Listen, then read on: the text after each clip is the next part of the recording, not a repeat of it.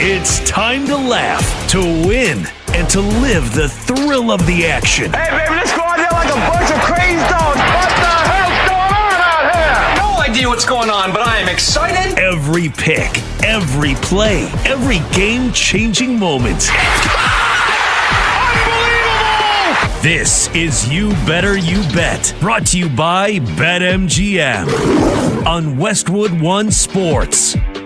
And it is a great day to be alive on Westwood One Sports, a fabulous football Friday. I'll call it that. I don't care if it's the preseason and fights and fines at joint practices have been the story of the week. We had preseason football last night. We got more tonight and throughout the weekend. And we're going to tell you what's important to watch for in every single one of those preseason games here today on Westwood One Sports. Chris Mack in for Nick Kostos from 9 a.m. to noon Eastern, 6 to 9 Pacific. Glad you've decided to join us. We appreciate you hanging out and getting your weekend going with us. Yes, it's a Friday. I'm calling it the start of the weekend because it's still in that weird time period where not all the kids have gone back to school and not everybody is back from summer vacation. So let's treat this Friday like one of those short time Fridays where you know the boss is going to skip out after lunch and you're free to go as well. And let's just look ahead to the weekend. Pennant races in baseball, college football right around the corner as well. A lot to get into today. Lucky enough a little bit later to be joined by Mike Detillier of WWL in New Orleans to talk about the Saints, the Jordan Tyson injury, what the dynamic of HN and Kamara is going to look like together in the backfield, a year of growth for Tyler Shuck. The Saints play tomorrow afternoon in LA against the Rams after a contentious week of joint practices. We'll talk to Mike in about an hour and 15 minutes, 10:15 Eastern, 9:15 Central, here on You Better You Bet, presented by BetMGM. Thanks again to all of you joining us on affiliates across the country, inside the Westwood One Sports app, the Odyssey app, AUDACY. It's free. Download it today. And live across North America on SiriusXM Channel 375. As always, you're welcome to jump into the conversation as well. 310-840-4910. 310-840-4910. Also in the first hour of the show here in just about 30 minutes, we're going to talk to Jarrett Bailey of SB Nation and the Pump Fake podcast that he co-hosts with Todd Haley, former NFL head coach and offensive coordinator. Jarrett will join us to talk about what we saw in last night's games, what to look for the rest of the preseason, and everything else going on as we are now under 20 days to kickoff of the 2026 NFL regular season. But as I like to do, we're going to start the day with the 5 biggest stories right off the top. We call it the high 5.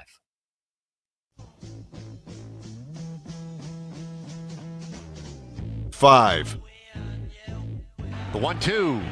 Got him swinging. DeGrom strikes out Ortiz. That's the 2,000th strikeout in his big league career. Dave Raymond on the Rangers Sports Network. Jacob DeGrom's 2,000th strikeout in his just 105th victory of his career. And Jacob DeGrom has been a bit of a lightning rod or a bit of a bone of contention and conversation around baseball because a lot of people saw that 2,000 strikeout mark coming. They've also seen DeGrom pitch much better in Arlington this year than away from home. I mean, it's the splits are night and day between being at home and being on the road this year for DeGrom. That's not the important part here. The important part here is that 2,000 strikeouts may be the new 3,000. I think Jacob DeGrom is a test case for how fans are going to handle adjusting their career-long expectations for frontline starting pitchers. And not just because of the Tommy Johns and the shorter outings and everything else that has made starting pitchers look less than the guys of previous generations. It's through no fault of their own. The art and the science of pitching has changed since we were kids, definitely. I remember watching Nolan Ryan throw like 140 pitches in a no-hitter once when I was a little kid. These guys ain't Nolan Ryan because we've learned more, right? We've learned that's probably not best. Do we long for those days when dudes would go out there and gut through 9 innings despite being somewhere over 125 pitches? Sure, yeah, we can be romantic and nostalgic about that. But Jacob deGrom is not one of those dudes.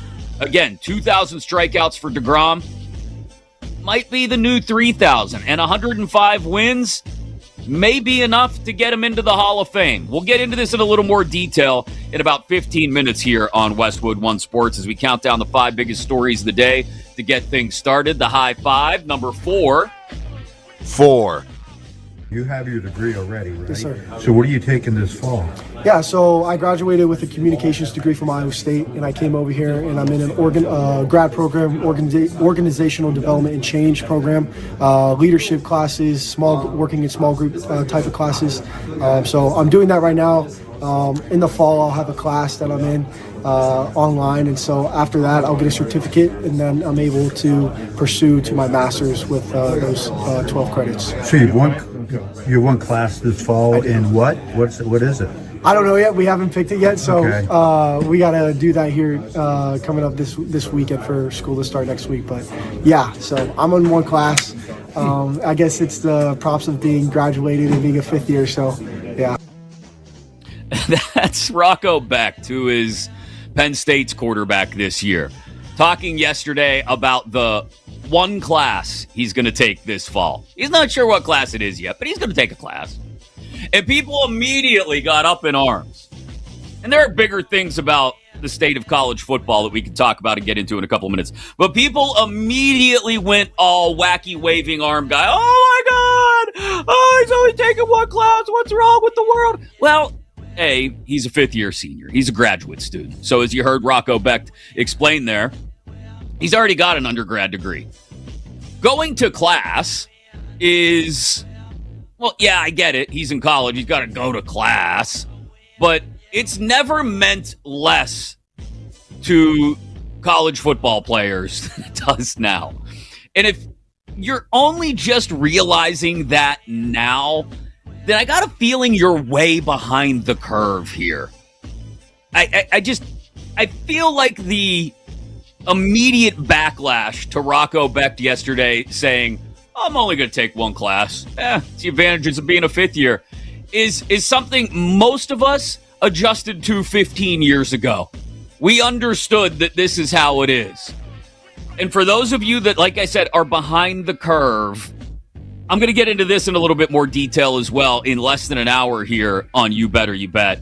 This shouldn't be a surprise. Number 3. 3. Yeah, when you do it the right way, it's good, but honestly, I'm not really a fan of joint practice. Just, it's just more times than not, nothing good comes out of it.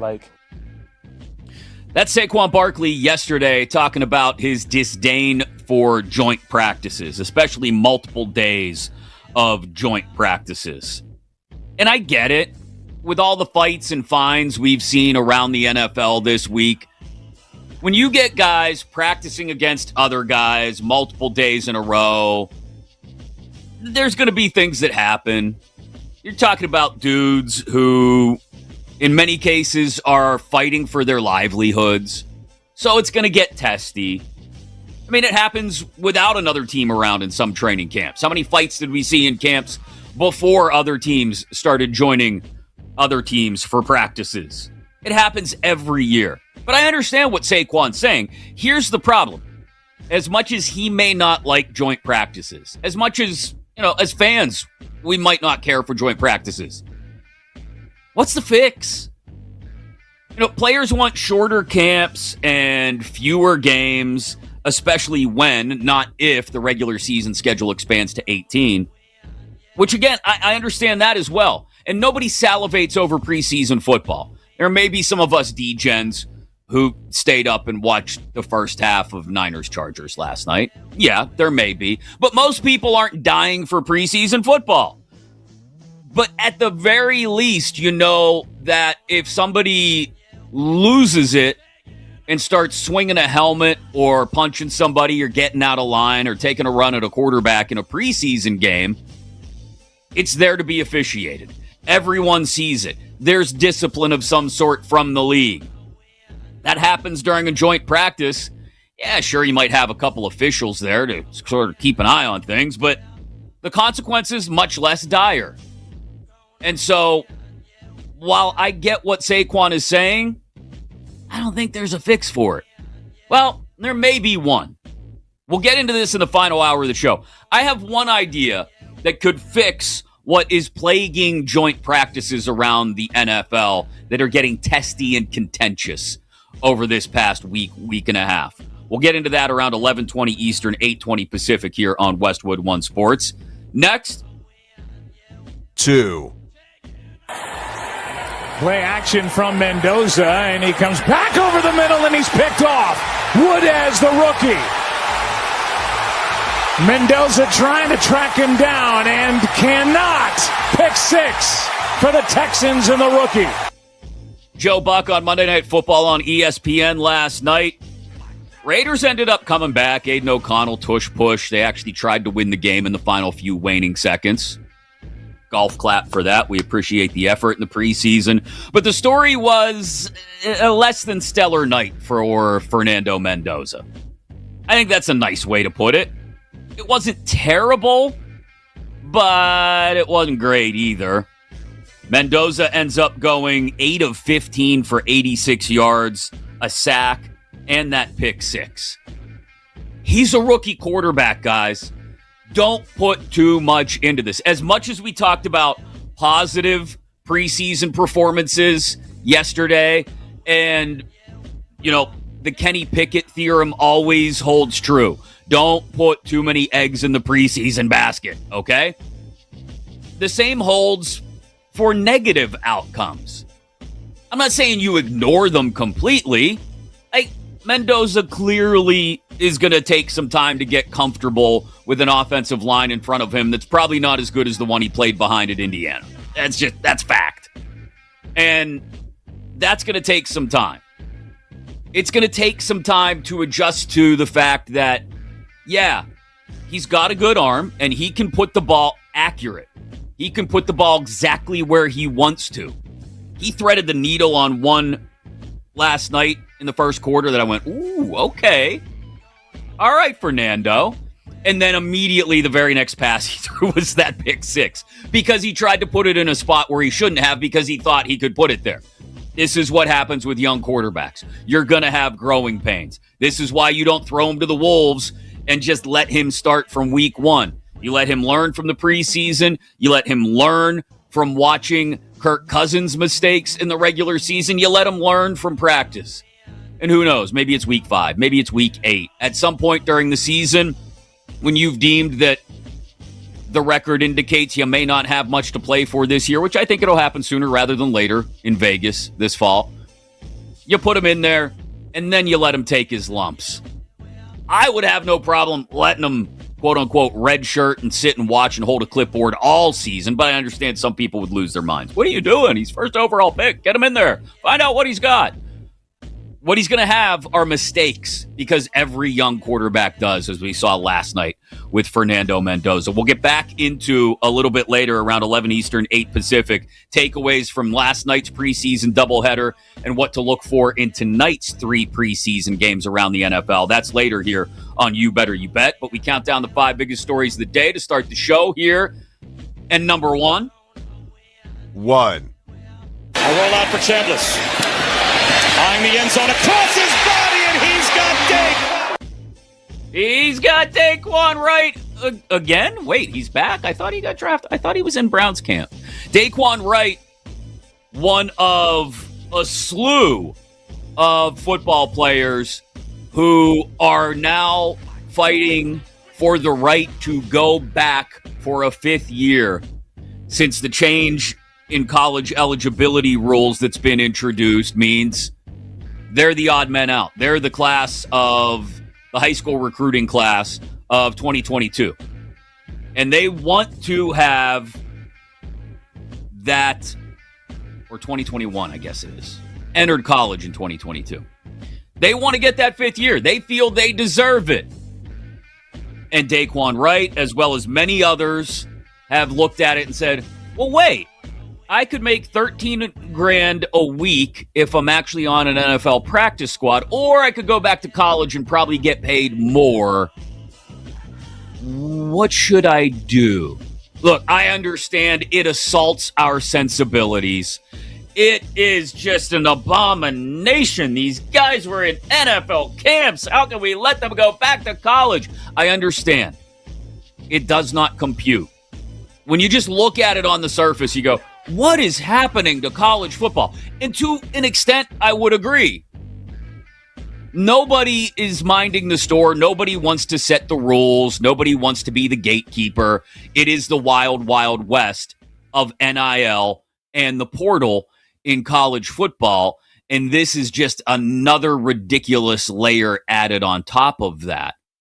But if you look at it from the player's perspective, it makes total sense. I want to get into a deeper conversation about that right around 10:40 Eastern, 7:40 Pacific, as we are up and running here on Westwood One Sports. Chris Mack in for Nick Kostos today here on You Better You Bet.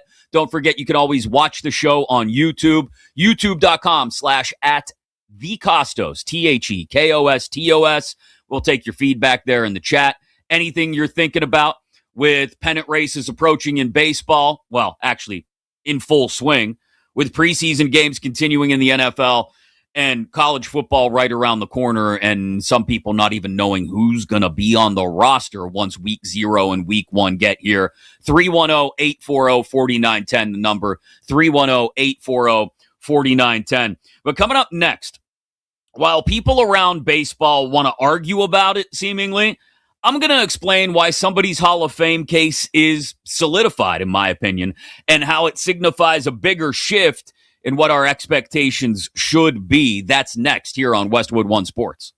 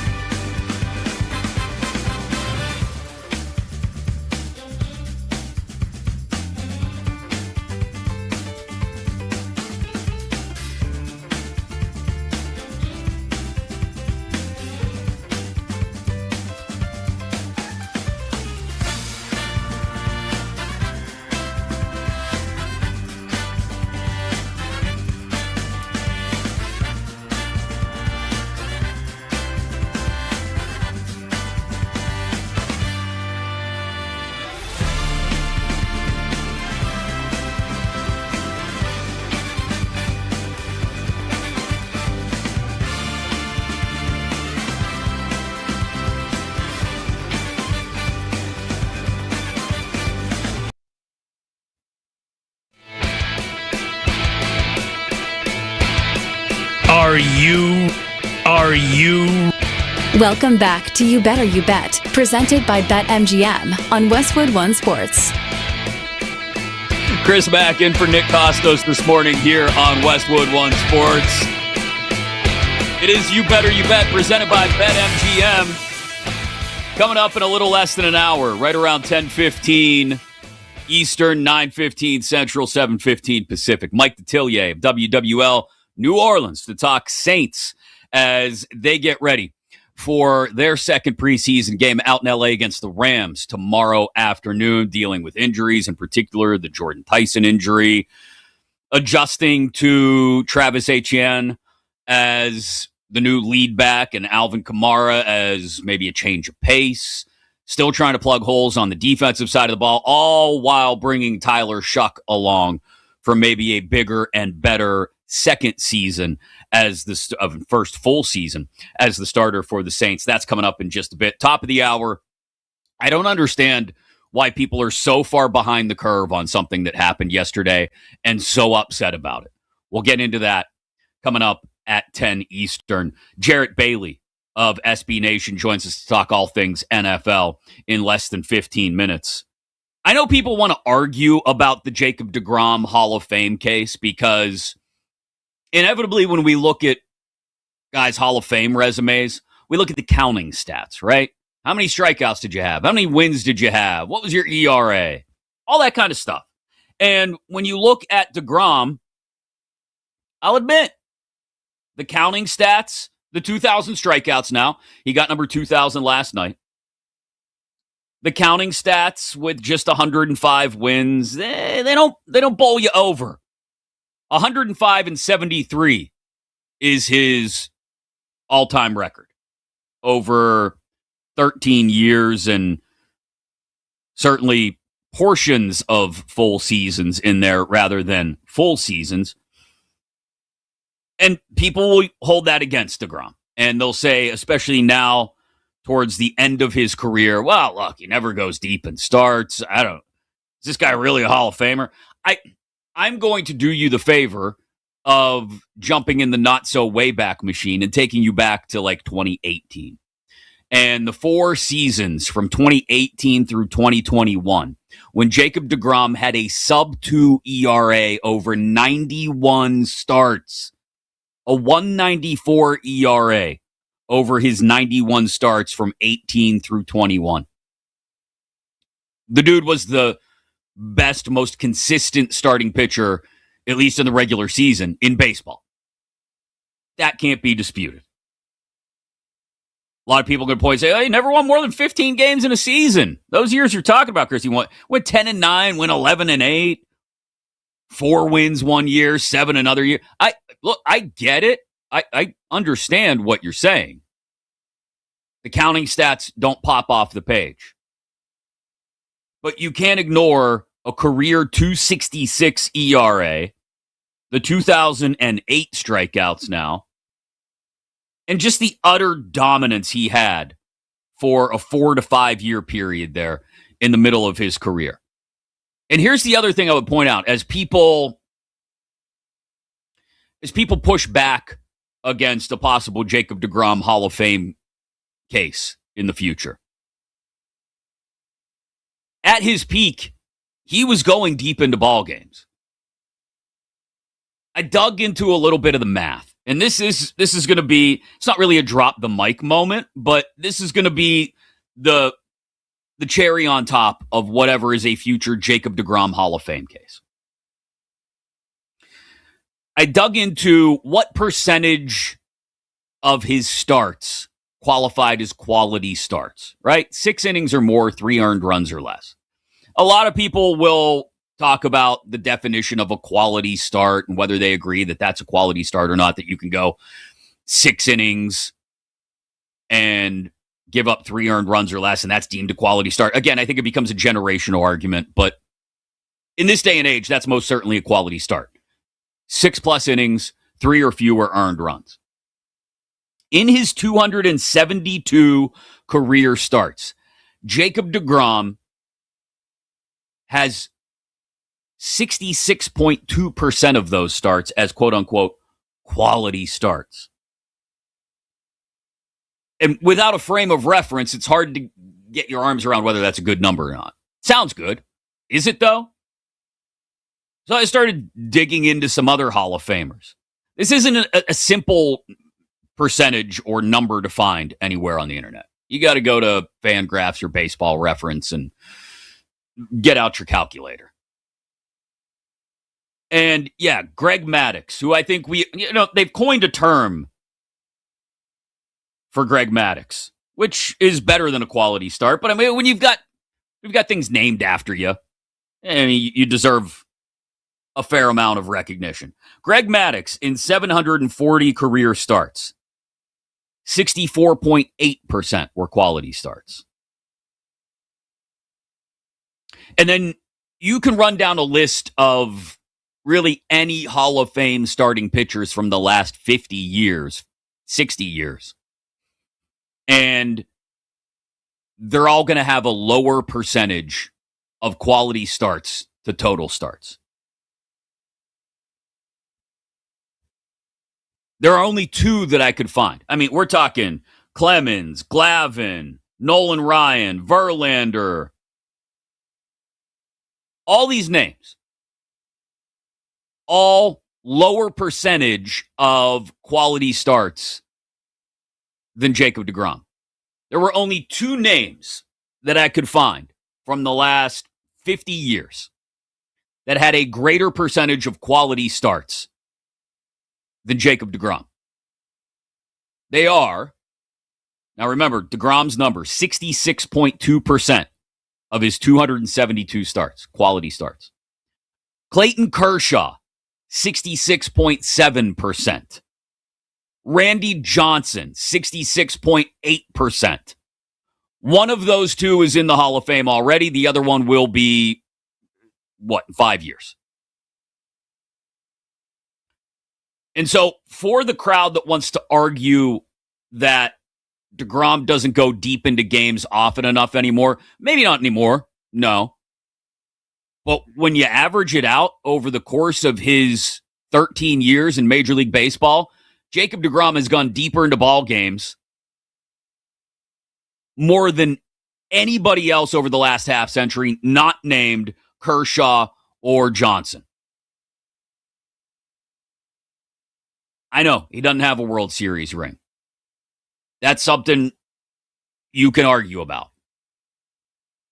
But for 4 years, in particular, the magical 18 and 19 seasons, not magical for Mets fans, I know, but for Jacob deGrom, were just utterly dominant.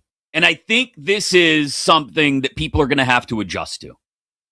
Only 2,000 strikeouts, you say. Only 105 wins.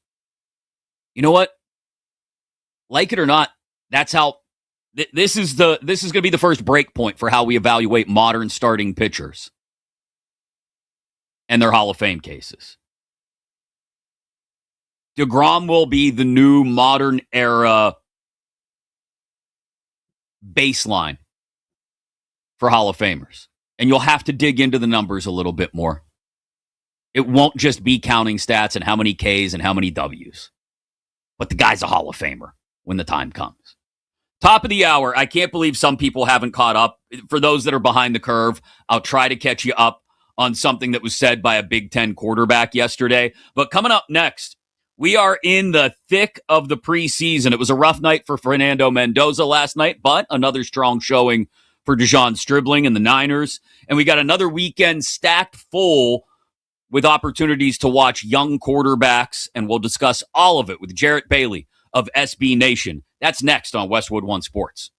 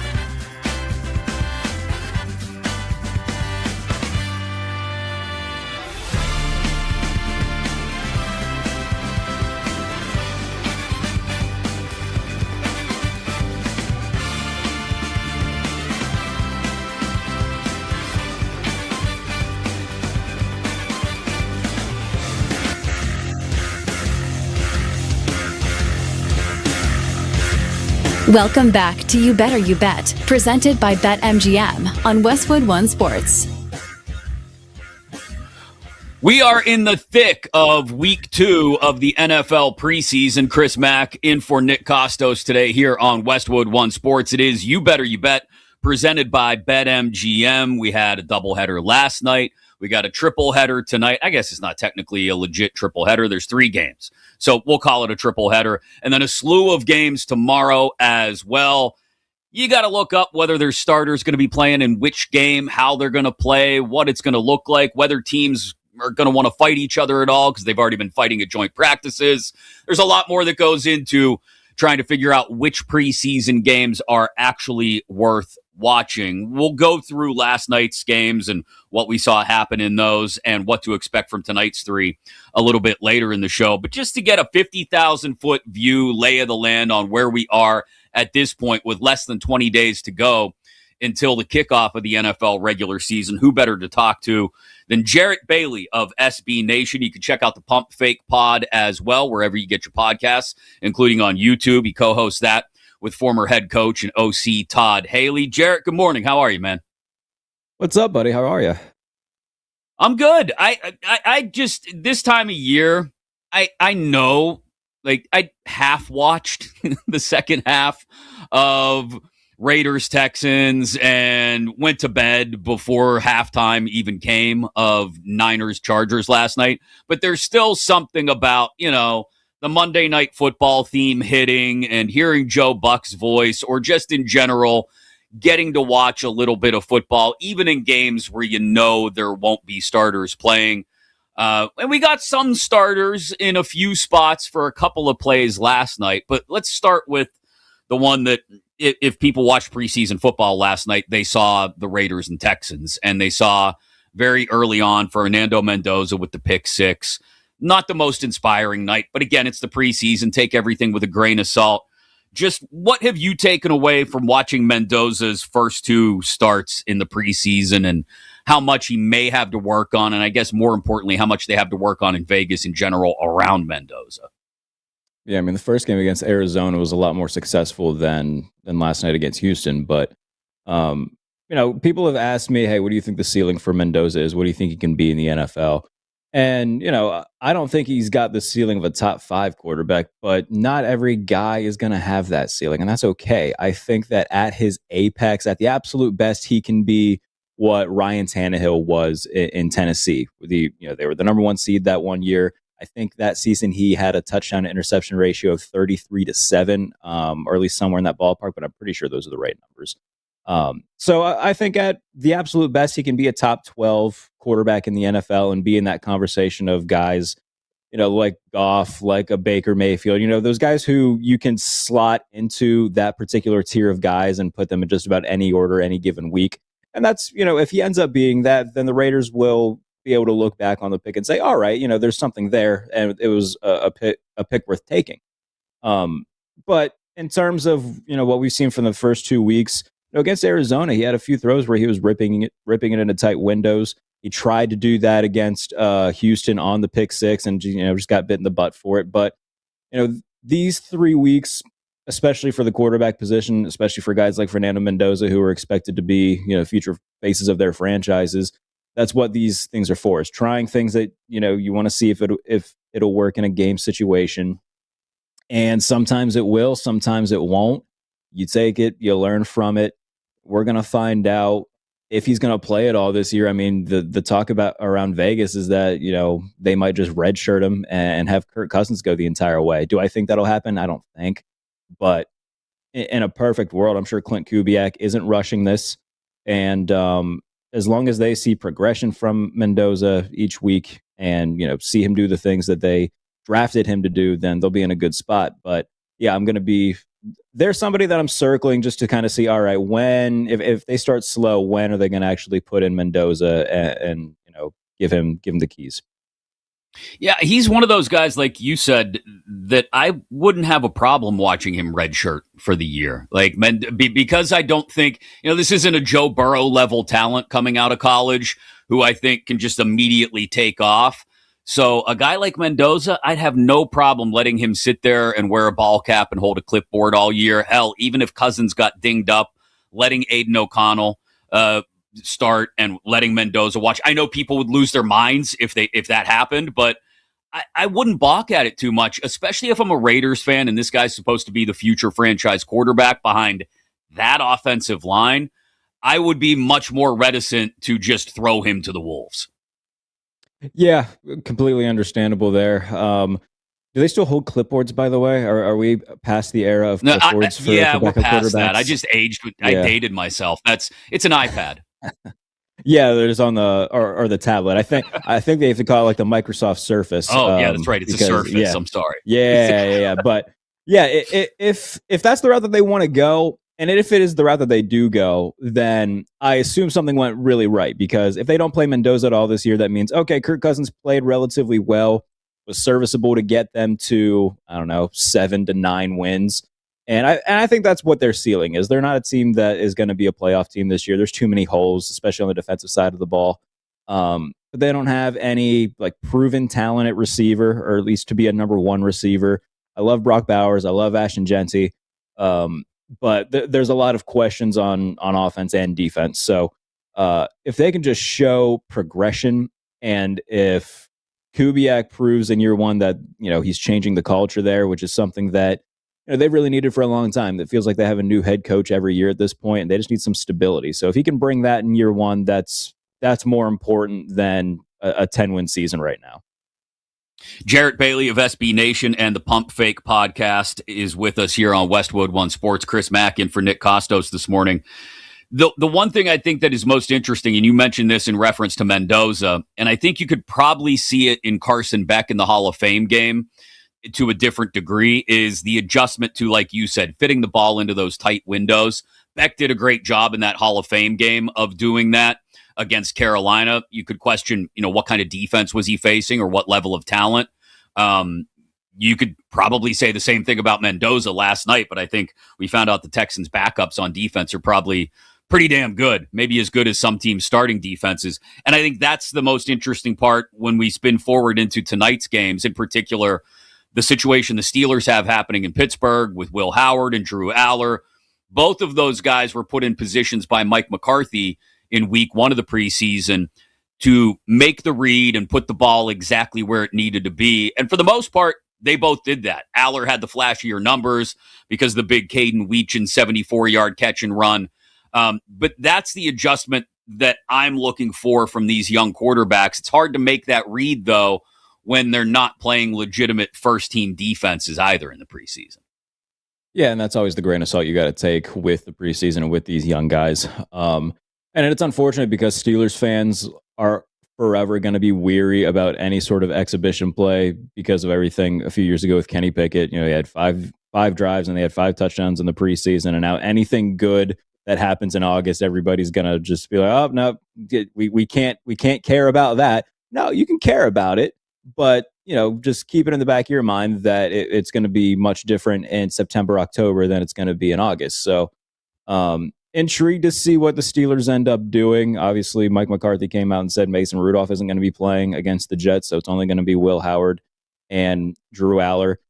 My takeaway from that is that, all right, well, Mason Rudolph's spot on the roster right now is probably locked up. Unless Will Howard just absolutely balls out these last 2 weeks, it feels like Mason Rudolph is going to be that preliminary backup to Aaron Rodgers. And that's probably the route that I would go. This is a team that thinks that they, have a shot at a Super Bowl, and whether you agree with that or not, that's what they think. And if that's the case, I mean, are you going to be more confident in Mason Rudolph, who's a seasoned backup and has, more than a season's worth of starts under his belt, or Will Howard, a guy who's never started a regular season game before? So, and when it comes to the development side of things, it's hard enough to develop one young guy and divvy up reps for one young guy behind 2 quarterbacks, much less keeping 4 quarterbacks and trying to get everybody the necessary reps possible. Mike McCarthy's never kept 4 quarterbacks. I don't think he's going to keep 4 quarterbacks this time around. If I had to pick which ones that are going to be on the roster, it'll be Aaron Rodgers, Mason Rudolph, and Drew Aller. And then if they can stash Will Howard on the practice squad, if they want to keep him around, they can try doing that. Or, we just saw some quarterback play with the Chargers last night. Trey Lance and DJ Uiagalelei aren't good. So there might be some teams that all about potential backup quarterbacks. Will Howard, if he plays well enough in the preseason.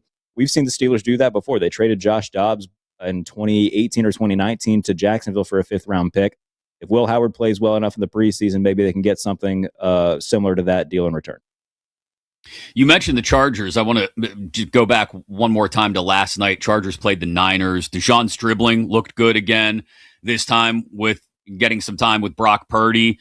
The bigger story out of that game, or at least with the other team, the Chargers, the Tyler Biadasz injury, and I think it's kind of flown under the radar that in Baltimore they're going through similar things as well with Danny Pinter injury. Both teams that I think are heavily reliant, not that every team in the NFL isn't, but both teams heavily reliant on their offensive lines keeping their quarterback clean, and Lamar Jackson in Baltimore and Justin Herbert in LA.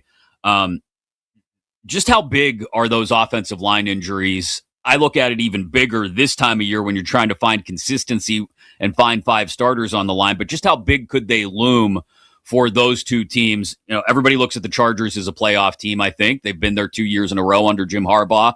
And everybody looks at the Ravens as a possible Super Bowl contender, even though they've got a rookie head coach. Yeah, I mean, for the Chargers, we saw what the offensive line woes did to them last year, right? Where they had the most offensive line combinations in the NFL. They lost both their tackles. They had some interior issues. Like, it was a constant rotating door at all positions there. And so to bring in Tyler Biadasz and then to lose him before games even start, yeah, that's a tough pill to swallow. I just think I'm lower on the Chargers than most. I think that there's a very hard ceiling that they are going to keep hitting with Jim Harbaugh at the helm. I just think the style of football that he wants to play it would be great in 1995, but Justin Herbert doesn't have a top 25 pass catcher again. We'll see with Mike McDaniel at offensive coordinator, but they don't really have a running back that like horrifies me. Like, Marion Hampton's been solid. Keaton Mitchell's has been a fun plug and play guy with the limited touches he's gotten in Baltimore, but they haven't been a team, or they haven't been running backs, that have been proven to be those home run hitters. So, and then losing Jesse Minter on the defensive side of the ball, that certainly hurts. So I guess I'm just lower on the Chargers than most. I'm probably lower on Baltimore than most too, because outside of Lamar, Derrick Henry, Kyle Hamilton, there's not really a ton of talent on that team that horrifies me if I'm an opposing coach. So if Lamar's healthy for all 17 games, they're certainly going to be in the thick of it. And I don't think either of these teams are going to be bad. They'll be in the thick of a wild card race and a playoff race and whatnot. But yeah, I think I'm just down on both of these teams a little bit more than the national consensus seems to be. And, new head coach of Jesse Minter, I like the staff that he's built, but we don't know what he brings to the table as a head coach. A lot of questions in Baltimore, questions in Los Angeles, as there seem to be every year on, are they finally going to be able to get that first playoff win with Justin Herbert and go make a deep playoff run. But, every year, I've covered the league since 2020. Every year, I feel like so many people are like, oh, watch out for the Chargers this year, man. And in that span, they have the same amount of playoff wins as I do. So I'm going to hold off on giving the Chargers a bunch of hype until I actually see it. Jarrett Bailey of SB Nation. Check out the Pump Fake pod as well. He co-hosts that with Todd Haley, wherever you get your podcasts, joining us here on Westwood One Sports. We got about a minute and a half here. So I'm curious what your thoughts are, because I think we both have the sense that the AFC may be as wide open as it's ever been. What does this mean for the Bengals having a shot to not just get back to the playoffs, which I think Zach Taylor's job is dependent upon, but actually do something in the playoffs and Joe Burrow look like the guy who, laid out all these inspirational words in the offseason, in the spring, in the summer, in camp, and the Bengals look like the team that they should look like now that they've actually put a few resources into the defensive side of the ball? I mean, if you can guarantee me Joe Burrow's health, they were my Super Bowl pick this year. Their offense is just that good. We know what they're going to bring to the table with Jamar Chase and T. Higgins. Chase Brown's a good running back. And yeah, they did put a few more resources into the defense, obviously made the Dexter Lawrence trade. That's going to shore up a bunch of stuff in the front seven where you got to account for one of the best nose tackles in football who's going to constantly eat double teams. And then they bring in guys like Boye Mafe and Brian Cook. Guys who aren't superstar names, but really good contributors for teams that have won Super Bowls. And I think that that's a pedigree that that side of the ball has really lacked. And they've got some homegrown talents there too. Jordan Battle's very good. We've seen DJ Turner and Dax Hill kind of take steps, but they need to continue taking steps in the secondary in order for Cincinnati's defense to improve. So I say the same thing about Cincinnati that I say about Dallas. I don't need their defense to be the 2000 Ravens. They just have to be hovering around league average or even a little bit below league average. If it's the 19th best defense in football, but the offense reaches its full potential, that's going to be a team that's going to win a lot of games. So if you can guarantee me Joe Burrow's health, they're the team that I picked to come out of the AFC this year. And if they don't make the playoffs, I won't be surprised if we're seeing Joe Burrow in a different uniform in 2027. Yeah, I mean, I think the groundwork has definitely been laid for that. You could be talking about massive upheaval if it's another disappointing year in Cincy. Jarrett, great stuff as always. Love reading everything you got at SB Nation. Love checking out the Pump Fake Pod with you and Todd Haley. I appreciate the time this morning. All right, buddy. Take care. Appreciate you. Absolutely. Check out Jarrett, like I said, the Pump Fake Pod, wherever you get your podcasts, and on SB Nation as well. I'm right there with him. I hate to be in lockstep and provide absolutely no contrarian take to what he had to say about the Bengals, but I think he's right. Burrow stays healthy.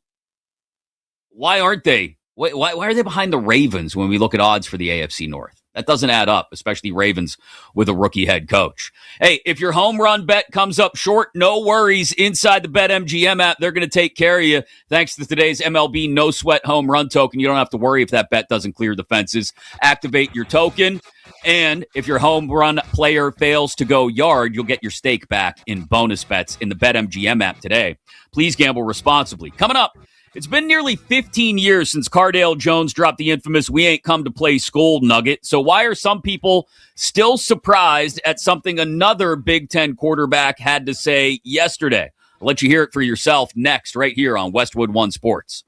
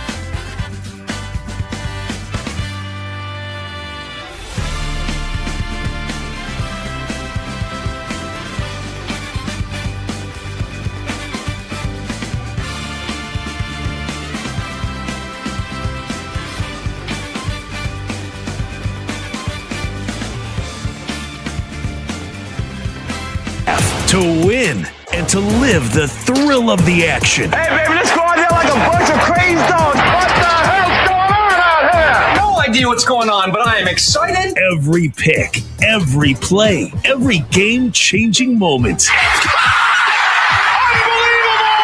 This is You Better You Bet, brought to you by BetMGM on Westwood One Sports. Hard to believe it's been about 14 years since a generous little nugget of wisdom was dropped on us by someone that I think we need to revisit, given something that was said yesterday, as we are just a couple weeks away from the start of the college football season. Also, plenty of NFL preseason action continuing throughout the weekend, in particular in LA, where it's been a contentious week between the Saints and the Rams. Mike Detillier of WWL New Orleans going to join us in 15 minutes to talk about that. But as for college football, we will get into the larger conversation about some of these players wanting to go back to college after being in NFL training camps. That's coming up in about 35 minutes.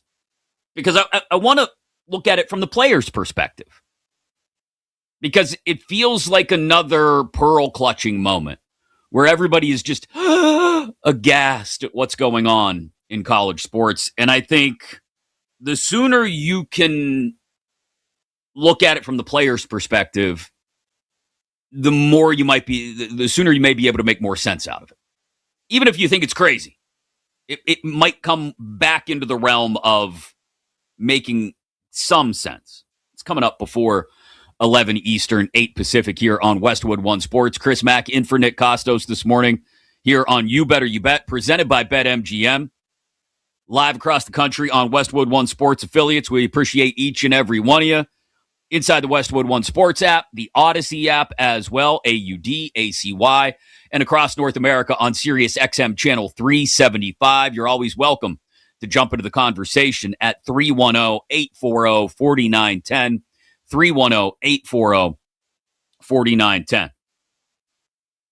So yesterday, Penn State football welcomed the media in, and you can make your Penn State fraternity jokes now if you've heard that story about. If you're not familiar, there are stories out there being reported about a massive drug trafficking ring being run through a handful of Penn State fraternities, and it's wild. It's not totally surprising or shocking, but it's wild that it got as expansive as it did. So feel free to take your shots at Penn State now if you'd like to. This is more about football and school, and some people not being able to understand the little nugget of wisdom that Cardale Jones shared with us 14 years ago. You remember that tweet? Hold on, I want to look up the exact date to make sure I have it right. October 5th, 2012. Why should we have to go to class if we came here to play, all caps, football? We ain't come to play, all caps, school. Classes are, all caps, pointless. Remember that nugget from Cardale Jones? I can't believe it's 14 years old. And yesterday, you had people acting as if they were shocked and appalled at something a current Big Ten quarterback had to say. This is Penn State's Rocco Becht. Listen up. You have your degree already, right? Yes, sir. So what are you taking this fall? Yeah, so I graduated with a communications degree from Iowa State, and I came over here, and I'm in an grad program, organizational development and change program, leadership classes, working in small group type of classes. So I'm doing that right now.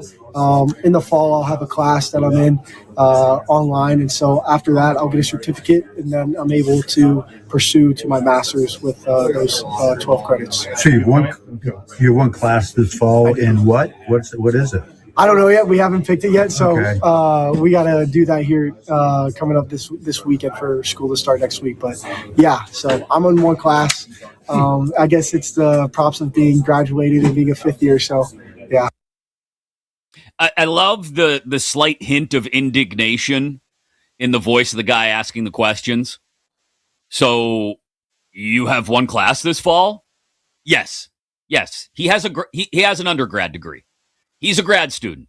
He has his 5th year of eligibility, and we'll argue about 5th years of eligibility, like I said, just a little bit more in 30, 35 minutes.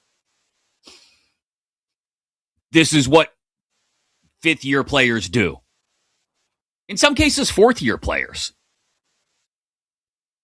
Dudes get their degree and then either transfer to a different school or just apply to a graduate program where they're at.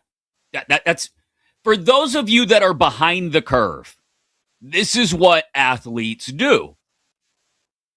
And I know that back when Johnny Lujack was playing, guys played 4 years, and your first year was a red shirt. That's the way it's supposed to be. But that's not the way it is anymore.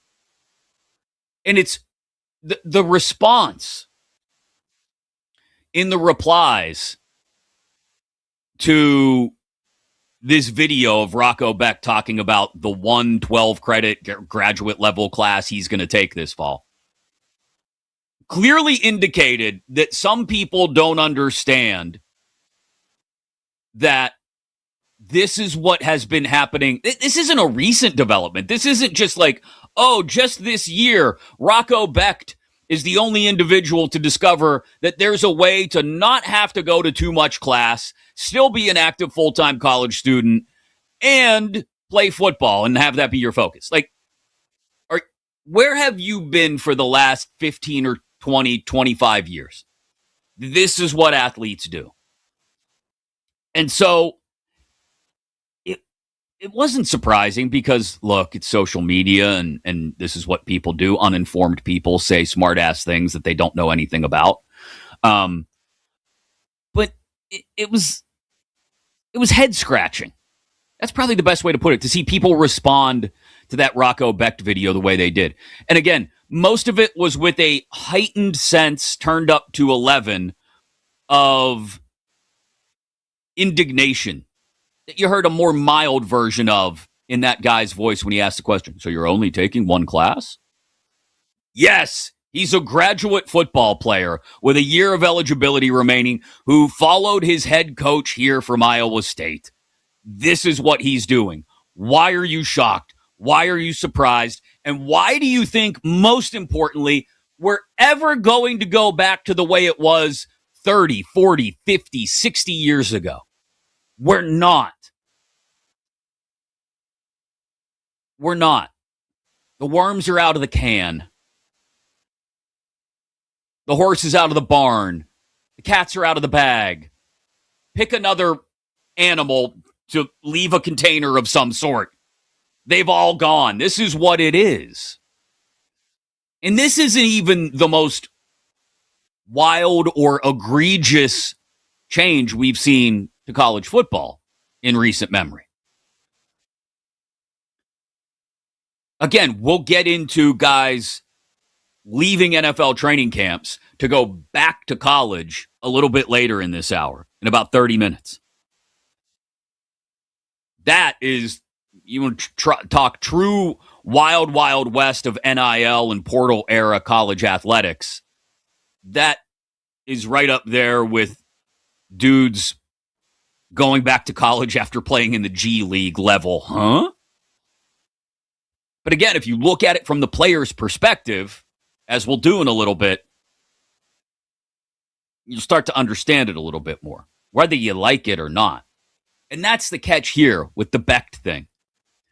Whether you like it or not, this has been the strategy of guys for years, even before NIL, even before the relaxing of transfer rules. If guys wanted to get the final year of eligibility, they would graduate with their undergrad degree, enroll in grad school. That's been happening for at least 2 decades. The fact that some people on social media are just figuring that out is astonishing to me. But Cardale Jones said the quiet part out loud 14 years ago. We ain't here to play school. We're here to play football. That's what it is. College football is a minor league feeder system for the NFL. And the sooner you understand that, the better. And we'll get back into that in about 30 minutes here on Westwood One Sports. Chris Mack in for Nick Kostos today here on You Better You Bet. Top of the hour at 11 Eastern, 8 Pacific. We'll recap last night's preseason doubleheader between the Raiders and Texans and Niners and Chargers. And we'll look ahead to tonight's 3 games, Steelers, Jets, Panthers, Jags, Packers, Broncos. But coming up next, let's talk about a team that doesn't play until tomorrow out in L.A., where they've had a contentious week of practices with the Rams. The New Orleans Saints, as injuries mount for a team that's trying to build around their second-year quarterback. Mike Detillier of WWL in New Orleans joins us next here on Westwood One Sports.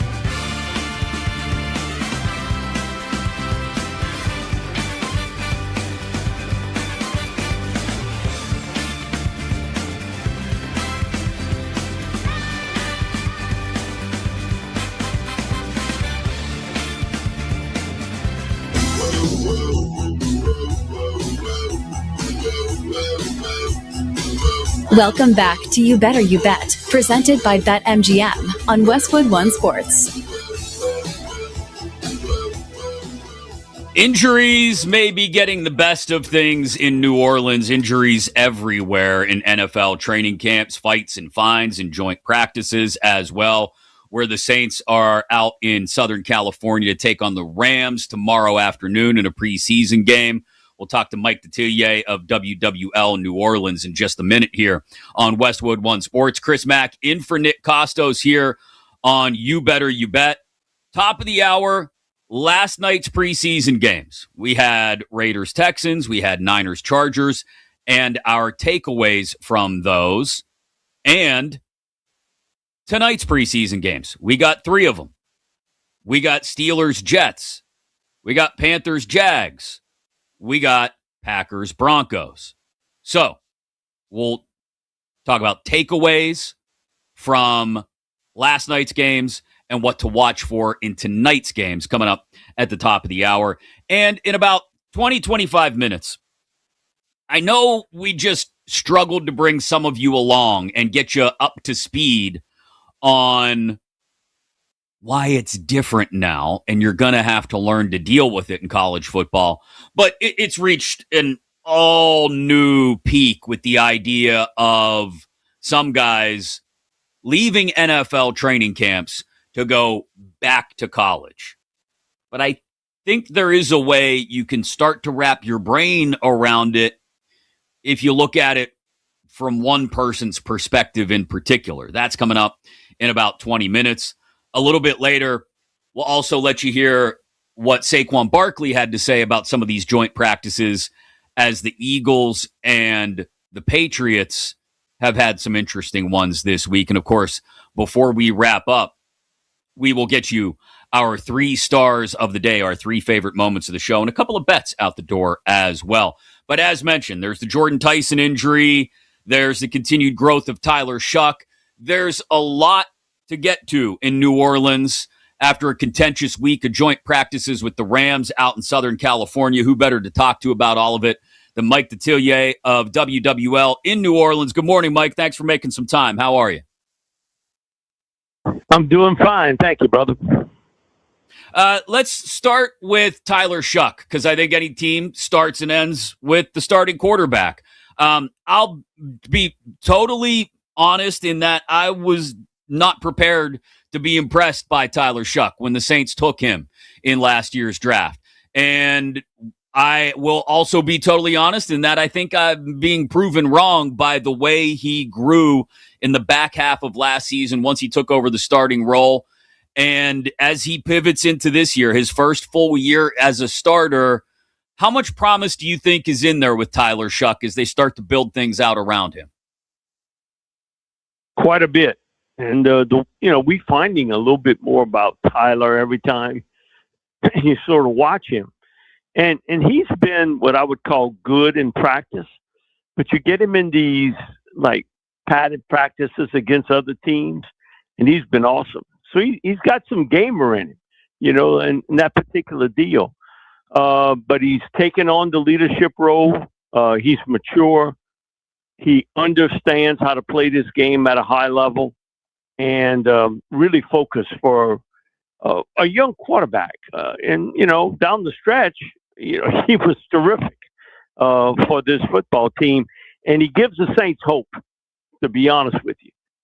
In the NFC South, okay, this ain't the toughest fight in the world here in this division. So he gives them an opportunity that maybe even to sneak a title win. Last year was so crazy that 8 games into the season, Tampa Bay was 6-2, and they finished 8-9, and they opened the door for Carolina to come in here to steal it, which they did. So a lot of hope with the Saints this year with Tyler. Also, to not only Shuck, but the development of Chase Young. I'll be honest, best football player on this team in New Orleans is Chase Young. he's not only been good, he's been dominant. And we saw it last year late also, once he got over the calf injury. His ability to put pressure on the passer. He plays the run much better. He's a leader on this team. I was a little bit hesitant at first when they, made that contract deal with Chase. Year one was fantastic for him in Washington, but then after that, it was a bit of a rocky road in Washington and even with the 49ers. But, man, he has played big, and against Jacksonville in the practice sessions, he says he would have had 6 sacks. I don't know if it would have been 6, but I know it would have been 5. He had tackles moving all over the place. They'd have called a false start on virtually every play if they could. So the development of those two guys have given this team some oomph that they didn't have a year ago at this time. That's interesting. And we could pivot back to the offense in a minute, Mike, because that's where I was going to go next. But I think it's interesting because the Saints defense is one that they're trying to sort of, it's like a remodel job on an old house. And we're trying to piece things together. We're bringing in free agents. We're making trades in some cases. Not a lot of high-end draft capital. I mean, Kool-Aid McKinstry is a second-round pick from a couple years ago. But what would it mean to this defense to have Chase Young become not just an impact edge rusher, but the kind of guy who can blow plays up and give this defense a fighting chance, I guess, for lack of a better way to put it? Yeah, you're right about it. It's the rebuild, and Kool-Aid McKinstry has really taken another step up in his play also. But I got to give a lot of praise to Brandon Staley. Say what you want about him as a head coach. That dude knows how to coach defense. And he got him playing well last year. Really did.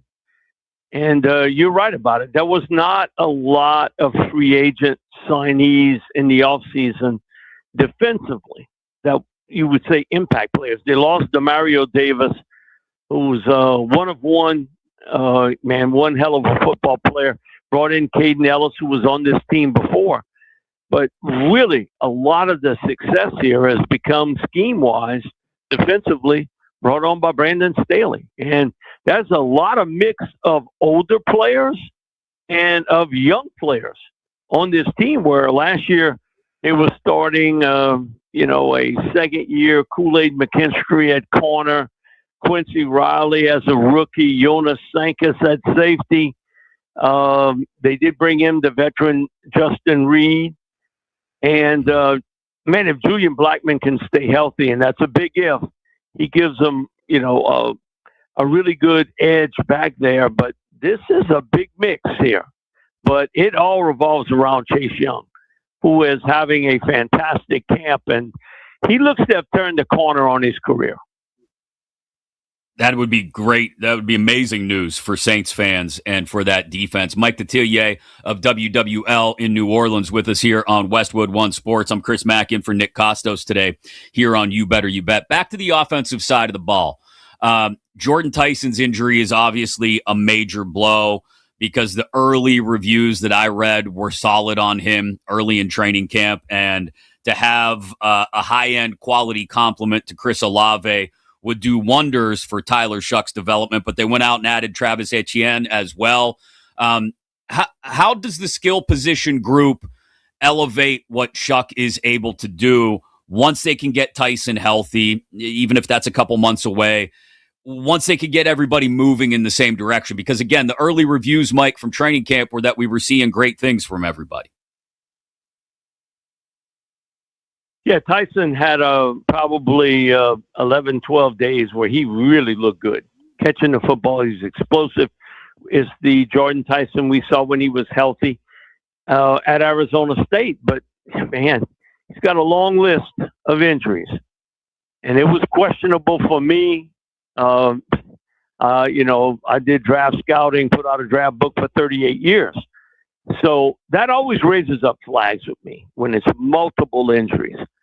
And it certainly takes away. Olave's has really started to emerge as a big-time player at wide receiver. This team is going to play a lot more 12 personnel, 2 tight end. The big question mark is, can they run the football? Because they've been 2 words running the football the last 3 or 4 years. Lousy.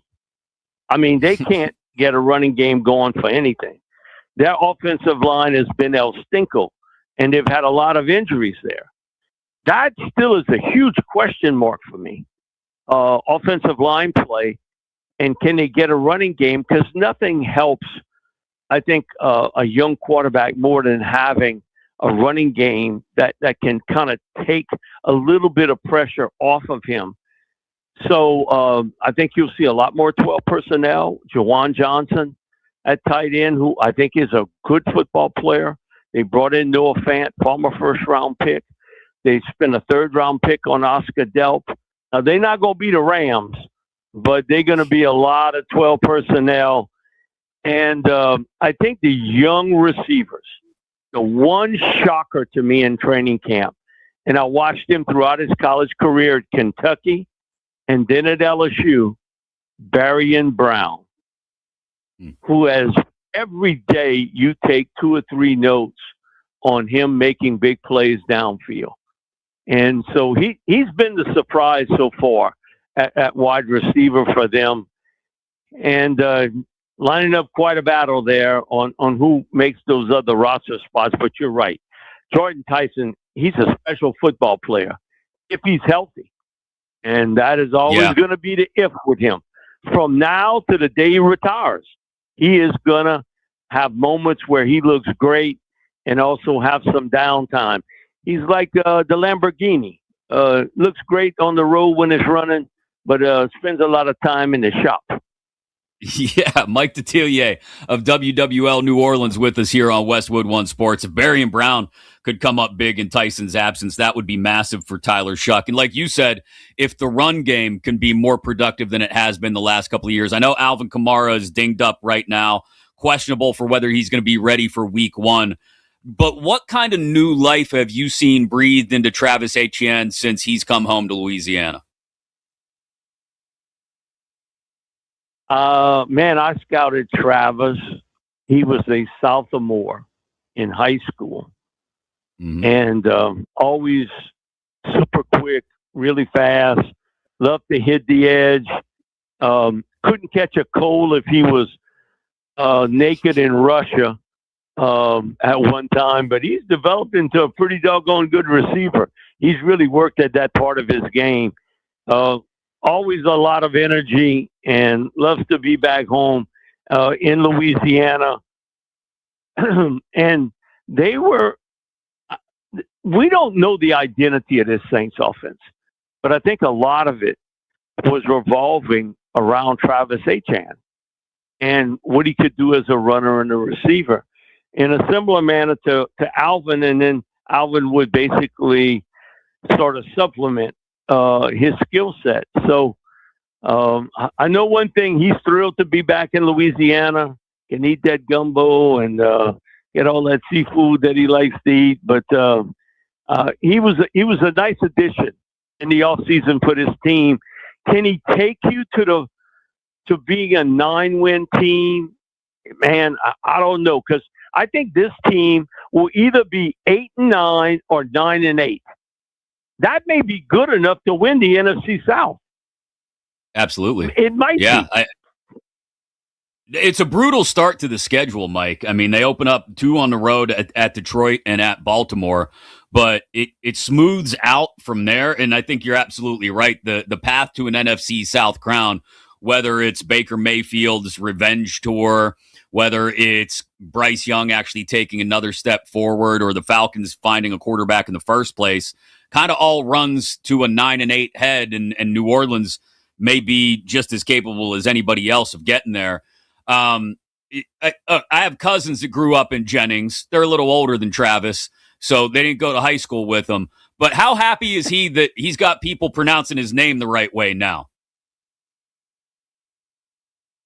Man, listen, I grew up, I still do live on the bayou. But I never heard it pronounced that way in all these years.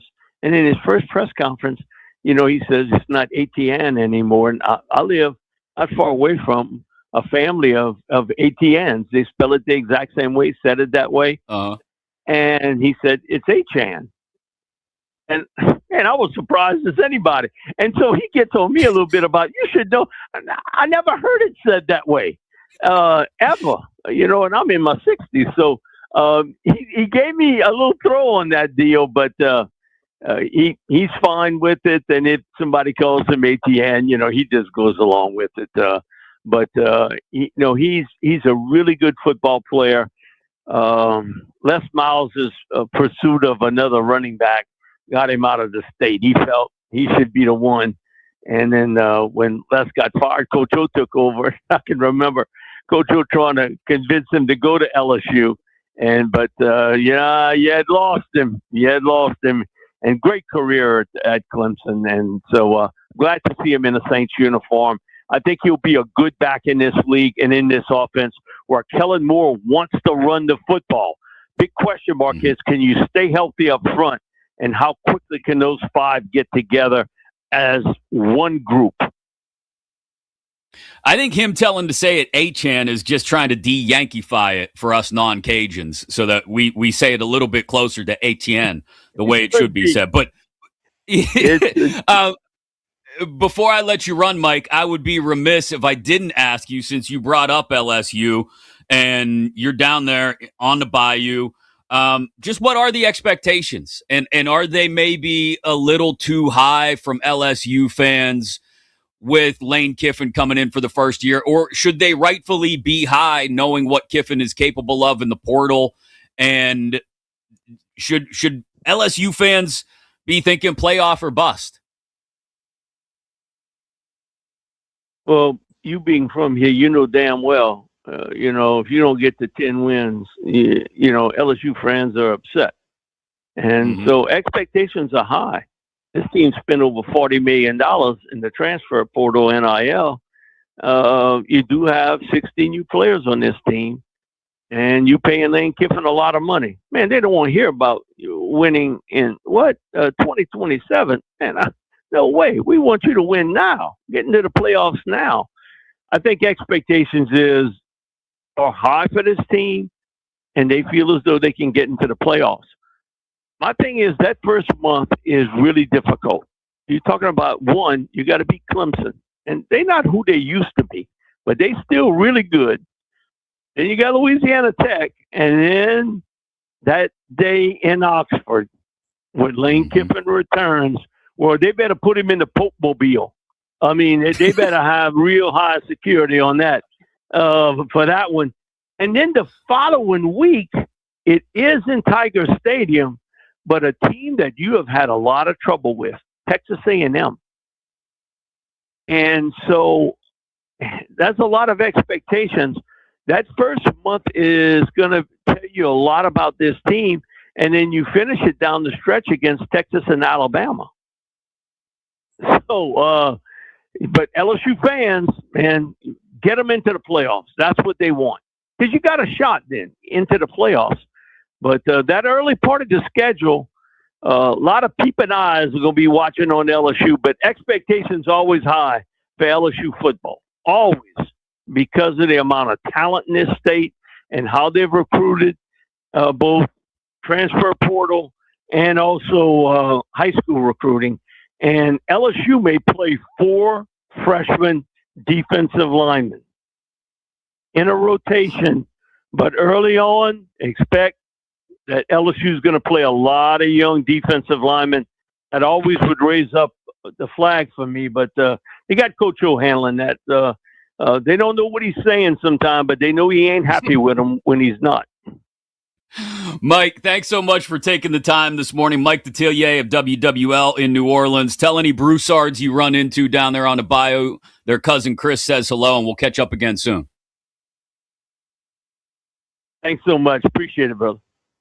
Absolutely. I could listen to that Cajun accent all day. I mean, I need to take a trip to New Orleans now. It feels necessary.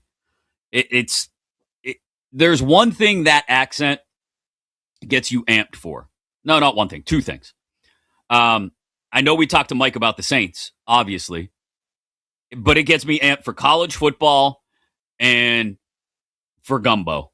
Like, I don't, I'm not stereotyping. I'm not generalizing. I'm just telling you, when you've been down there often enough, and as I mentioned to Mike, I've got cousins and family from deep down on the bayou south of I-10 in Louisiana. So I know that if there are two things you're going down there for, it is college football and good food. But the Saints, I do think he's got a good point that the NFC South could be won with a 9-8 record.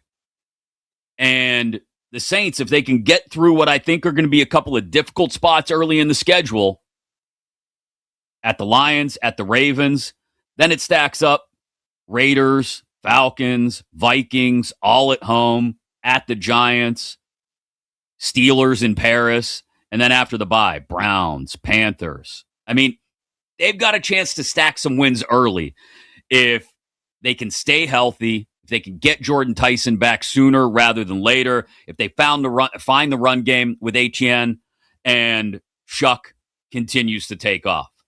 Top of the hour, last night's preseason doubleheader. What are our takeaways and what are we looking for in the 3 games being played tonight? But coming up next here on You Better You Bet, NFL practice squatters trying to go back to college, an assault on the purity of the game, an abomination, a joke, and totally understandable. I'll tell you why next on Westwood One Sports.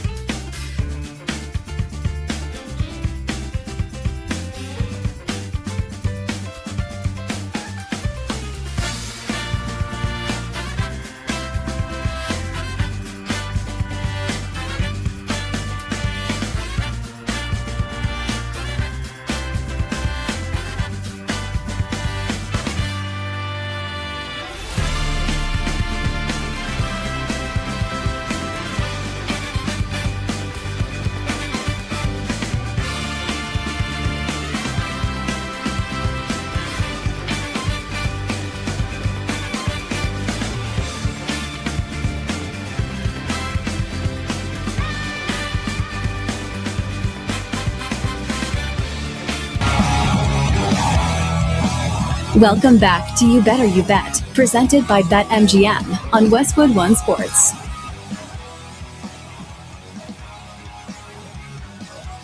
I feel like, remember the scene in Billy Madison where he's getting ready to get picked up for the first day back to school, and he's just standing out there waiting for the bus, and he's singing to himself, back to school, to show my dad that I'm no fool. It's that time of year. I know a lot of places, kids are back to school already. In many more places, they'll be back to school in the next week or two. I don't think anybody anticipated, though, that going back to school would involve walking into a classroom and maybe seeing a guy who was on an NFL practice squad a week ago right there next to you. I want to get into that in a second here on Westwood One Sports. Chris Mack in for Nick Kostos today. It is You Better You Bet, presented by BetMGM. Some really good baseball on the slate this weekend, including this afternoon. You got Braves, Brewers going up against each other in what will have, I would think, a little bit of a playoff atmosphere. Chris Sale against Jacob Mizorowski. Could bet K-props, could bet sides, could bet home runs. If your home run bet comes up short, no worries. Thanks to today's MLB No Sweat Home Run Token, you don't have to worry if your bet doesn't clear the fences. Just activate your token when you bet on any player to hit a home run. And if that player fails to go yard, you'll get your stake back in bonus bets, all inside the BetMGM app. Download it today, and please gamble responsibly. Coming up top of the hour, not a great night for Fernando Mendoza. Good night for Dejon Stribling. And what to look for in tonight's 3 NFL preseason games. That's on the way.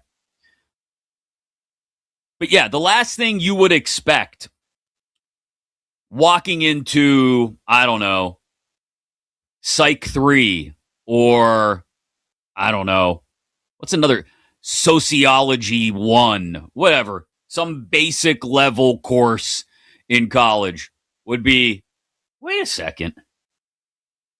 Is that Daquan Wright? Wasn't he in Brown's camp last week?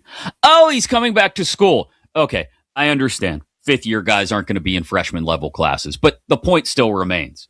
The idea of guys going back to college after being in NFL training camps is jarring to the system.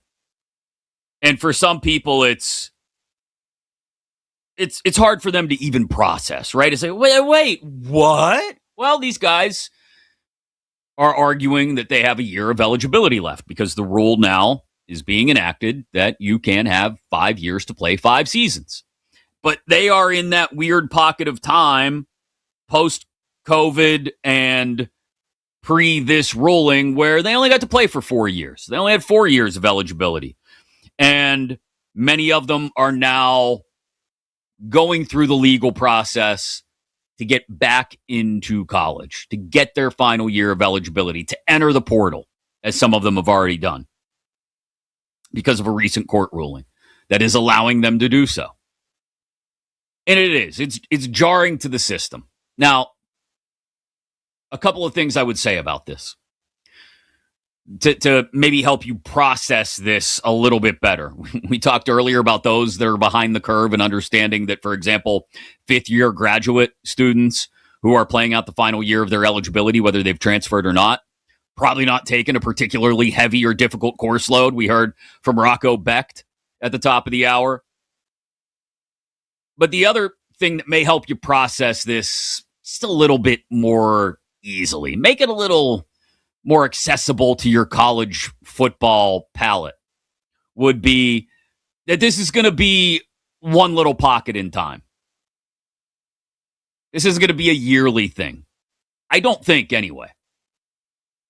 Could it open the door to some other players in the future who come out after 3 or 4 years of college eligibility and go to an NFL camp and find out they're going to get cut and then decide to go back to college? Possibly. But again, that's more on someone to finally step up and take charge of college athletics and how eligibility is determined and when you lose it, rather than letting the courts do everything. Because the courts are always going to come down on the side of the players. They just are. they're going to give them the opportunity to play. And in this case, to make money. And that's where you have to, that's the perspective you have to take on this. From the player's perspective of how am I going to be compensated for my ability to play football at the highest levels.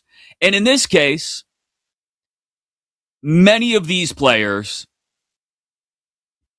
are looking at it and saying, well, hey, like Cardale Jones said years ago, I ain't here to play school.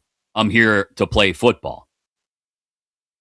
And if I can play football for more money at Ole Miss or LSU or pick a major power program in college football, SEC, Big Ten, or otherwise, if I can make more money as a college tight end than I can as a practice squad guy in the NFL, that's what I'm going to do. With NIL, a guy may be able to go back to college, and if the courts are allowing him, who is he to say, no, thank you, and make a couple $100,000? Maybe a whole lot more than that. Whereas if he's on a practice squad and fighting to stay on that NFL practice squad week after week after week, he's making like $13,000 a week. And I know, look, for you or me or anybody else, that might be a good chunk of change. But when you're living life on the edge of how much longer am I going to be on this roster? Am I going to be taken off on a given week so they can add a different guy for depth at another position because somebody else got hurt in the starting rotation? Hey, it is a vagabond, live by the seat of your pants, lease month to month, hell, maybe just stay in a hotel room kind of life for practice squad guys. And if you have an opportunity to go back someplace that maybe you're already familiar with, or even if it just means transferring to a different school and getting paid more money to do so, again, that's the key point here. Would you not take that opportunity? Don't BS me. Don't lie and say, no, I would do my very best to work hard and fight and scratch and claw to stay on an NFL practice squad. No, you wouldn't. If somebody told you could go back to college and be a starter and have a guaranteed gig and make as much, if not more money,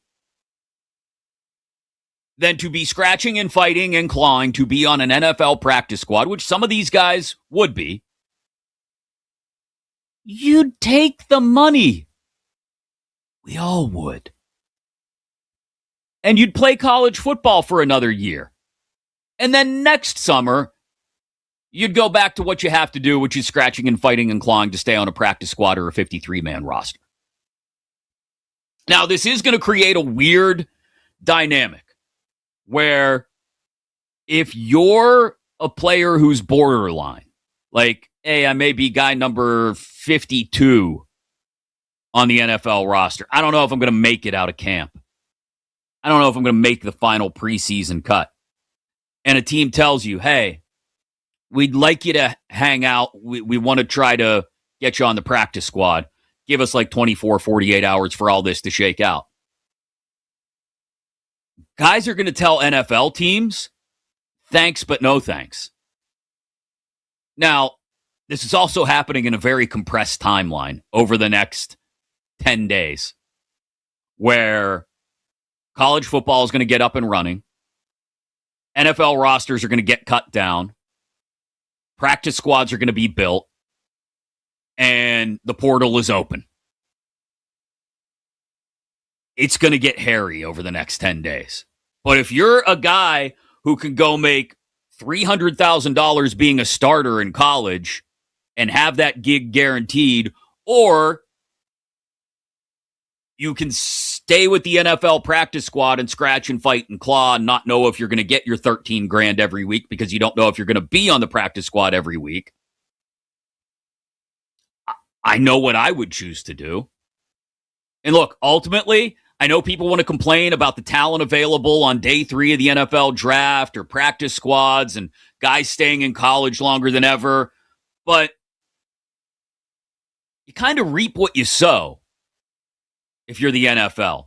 And you've treated college football like a free minor league feeder system for decades. And now some of the rabbits got the gun. And if they decide to do what's best for them and it's not best for your NFL roster, well, sorry. Oh, well, too bad. I'm going to go get paid. Coming up, there were a pair of preseason games last night. Not a great performance from Fernando Mendoza. And a couple other young quarterbacks to look at tonight. All that on the way as the NFL preseason rolls on. It's You Better You Bet on Westwood One Sports.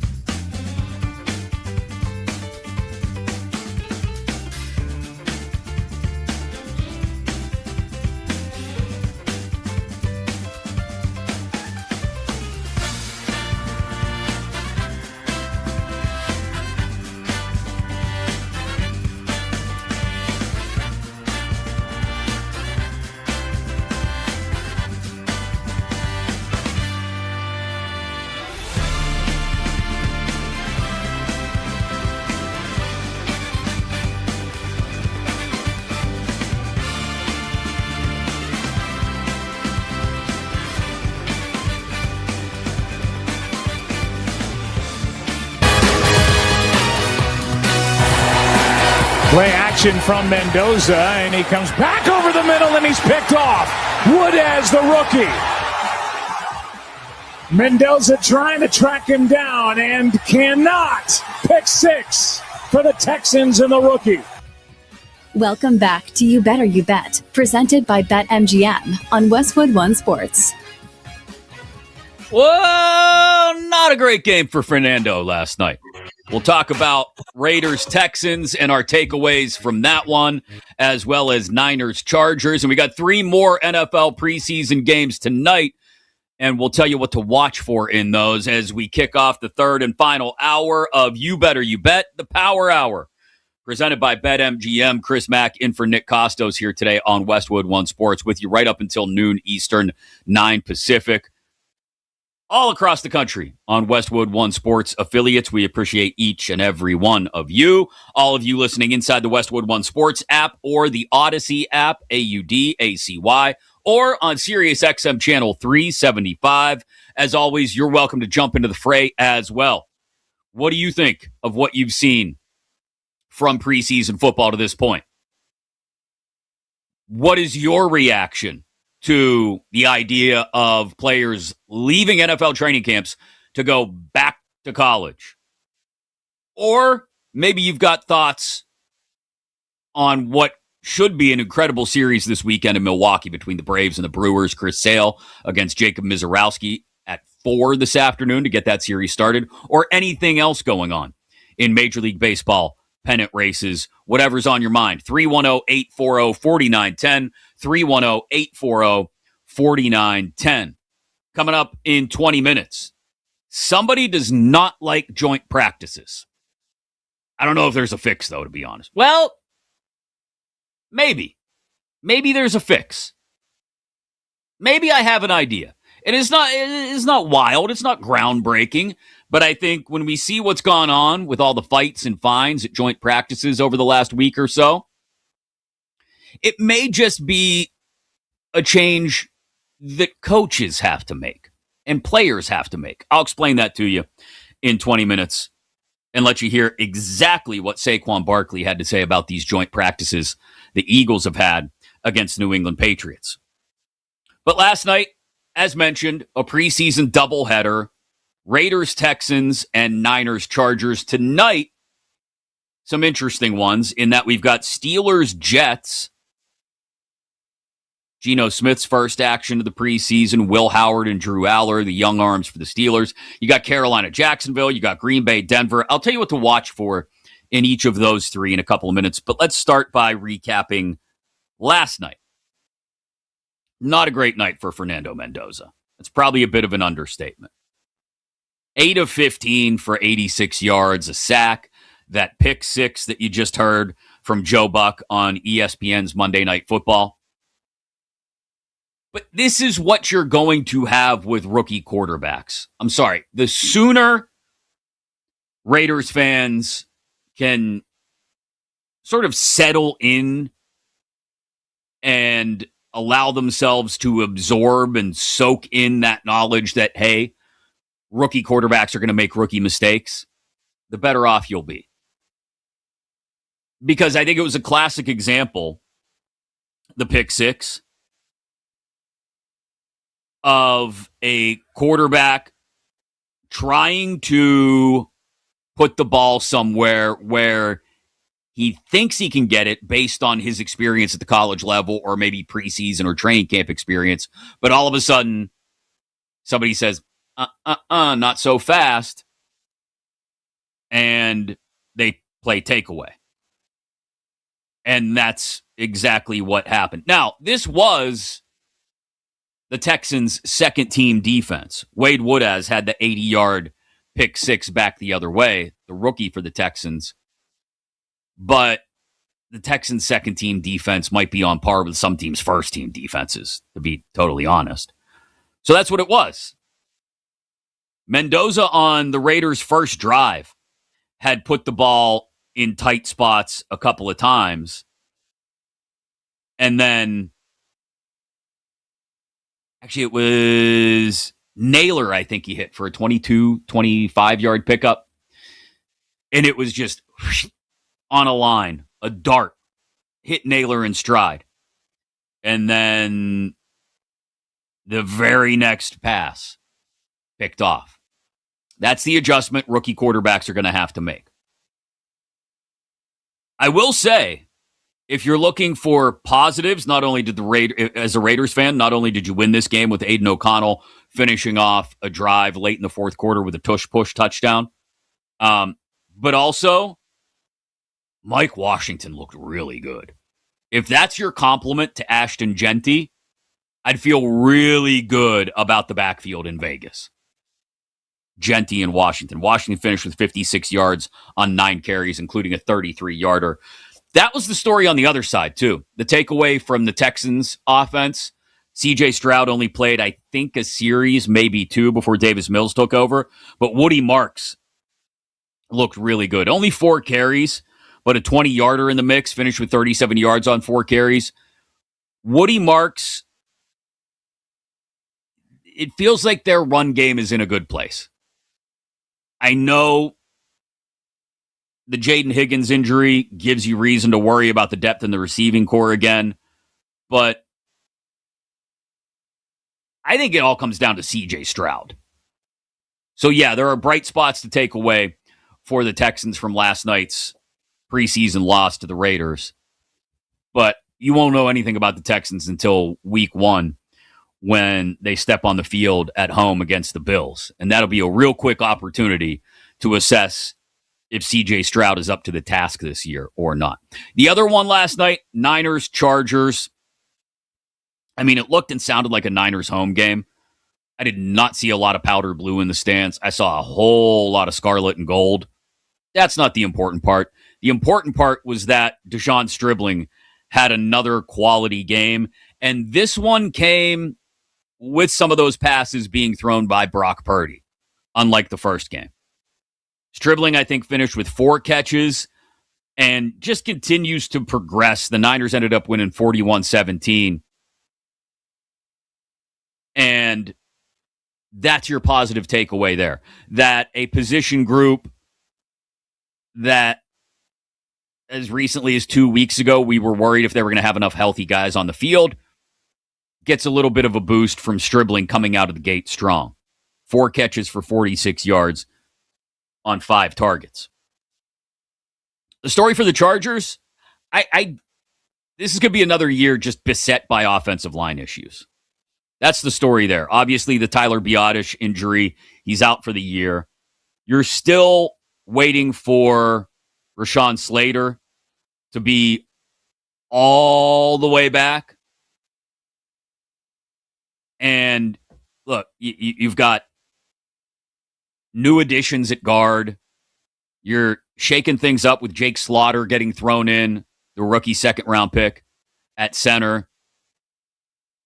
If that offensive line can't get it together over the course of the next 2 weeks, it's going to be another long season for Justin Herbert. It is. Herbert needs an excellent offensive line in front of him. That's a conclusion I think that's fair to make over his first few years in the league. And if he doesn't have an excellent offensive line in front of him, he's going to be much more prone to making mistakes. That's probably true for any quarterback, but Herbert much more so. And he's going to get beat up, and when he's beat up, he's going to be less capable of everything. I hate for it to just be a repeat of last year's storylines with the Chargers, but right now, that's what it is. What are you going to be able to do without a healthy offensive line? And does that make it foolish to build the offense the way Jim Harbaugh wants to build the offense? And can Mike McDaniel find enough creativity is he going to be forced to color within Jim Harbaugh's lines? Or is Harbaugh going to let him get creative enough that they can do something despite the offensive line once again being a giant question mark? As for tonight's games, I mentioned Steelers, Jets, Panthers, Jags, Packers, Broncos. Let's work backwards in chronological order on these 3.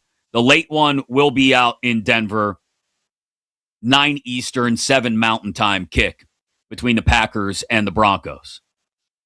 The story here for me, I don't know how many Packers starters are going to play on defense, but they've got to look better than they did last week against the Steelers. Mason Rudolph, Will Howard, and Drew Aller carved them up. I think they threw maybe 2-3 incompletions. That was it. Packers coverage was, and again, we're talking backups. I get it.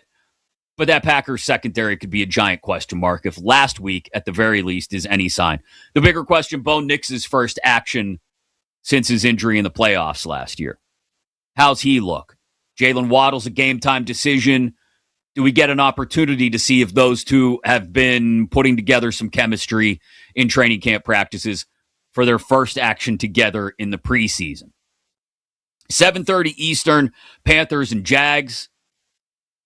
Do we get a bit of a bounce back from Bryce Young? Performance last week wasn't the most awe-inspiring. 3 of 5 for 18 yards. And Carolina's starting to feel increasingly like a team that, as much as they've added talent at receiver, when your offensive line, not to echo what I said about the Chargers, but when your offensive line is a giant question mark, I don't know what else you can expect to fall into place. As for the Jags, get ready for it. Offensive line issues. I mean, that's what this has become at this point in the preseason. Offensive line issues. They traded for Daniel Falele from the Giants this week.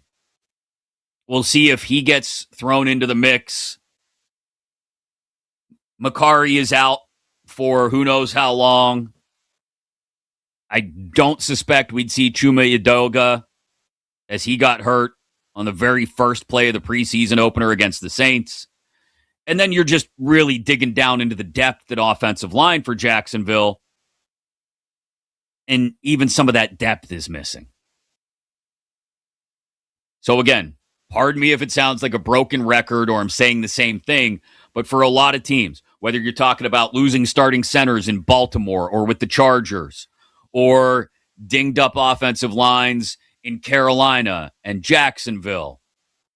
It's a big part of the story right now as we're halfway through the preseason. 7 o'clock, it'll be on NFL Network, 7 Eastern, 4 Pacific. This is the most interesting game of the night, without question. Jets visiting the Steelers in Pittsburgh. Geno Smith going to see his first action of the preseason, his first action in a Jets uniform. Not sure what that means for the rest of the Jets starters, but if you're going to start Geno, hell, you may as well get the other starters in there for at least a series as well. Maybe not Breece Hall. Maybe I'd hit pause on Breece Hall, but I would want to see Garrett Wilson. I would want to see some Omar Cooper Jr. I would want to see some A.D. Mitchell. I'd want to see Mason Taylor and Kenyon Sadiq for at least a series or two if you're going to start Geno. On the Steelers side of things, it's all about the young quarterbacks. It's all about the young quarterbacks. I would pause and get a little too deep into the conversation to tell you how they've got injury concerns in the secondary, with Jalen Ramsey still not seeing a practice field during training camp, with Joey Porter Jr. still holding in, looking for a contract extension, and that the longer those two items drag out, the bigger and bolder the question marks are going to be for the Steelers' defense and secondary going into the season. But I'll push that to the side because we've still got 2 full weeks until regular season snaps come. What's more interesting in Pittsburgh is, like I said, Will Howard and Drew Aller. Will Howard is going to get the start. No Aaron Rodgers. I suspect you won't see any preseason work from him at all, including next week's preseason finale against Buffalo. And no Mason Rudolph either. I suspect you won't see him next week against Buffalo either, because Mike McCarthy said the other day he's seen what he needs to see from Mason. The question now for the Pittsburgh Steelers is, are you going to do something crazy and carry 4 quarterbacks on the roster? Because the Pittsburgh Steelers are trying to walk that tightrope of, well, we're a playoff team, we think, but also building for, yeah, we're going to need a quarterback soon, like next year soon. So we want to see what we have in these young guys. That is a difficult tightrope to walk. And the Steelers are trying to walk it. Of competing in the now while also building for the future. It doesn't work more often than not in most sports. You don't see many teams hit a seamless spot in that cycle of retool, rebuild, compete, contend. Retool, rebuild, compete, contend. It's really difficult to keep that cycle going without hitting a speed bump somewhere along the way. Hell, even franchises that have perfected the formula in many cases, like I would cite the Tampa Bay Rays or St. Louis Cardinals in baseball. Even the Rays have a down year occasionally. The Cardinals, even if a down year for them is just finishing like 8 games under 500, and then all of a sudden being in contention again the following year. Like, everybody hits a bump in that cycle of retool, rebuild, compete, contend. And the Steelers are trying to skip over that and just go straight from compete to contend. Again, this is an organization that hasn't won a playoff game in nearly a decade, has a brand new head coach coming in, but a head coach with a history of developing quarterbacks. And so he wants to keep young quarterbacks around to see if he can develop them. The problem is you also need an established veteran backup to your soon-to-be 43-year-old starter in case something should happen to Rodgers. You got to have Rudolph waiting in the wings because you'd feel a whole lot more comfortable with him taking over for a week or two, or maybe even just a drive or two if something should happen to Rodgers. Are you going to trust Will Howard or Drew Aller to come in and take their first NFL snaps while you still consider yourself a playoff team? Probably not. So they're likely to keep Howard and Aller around.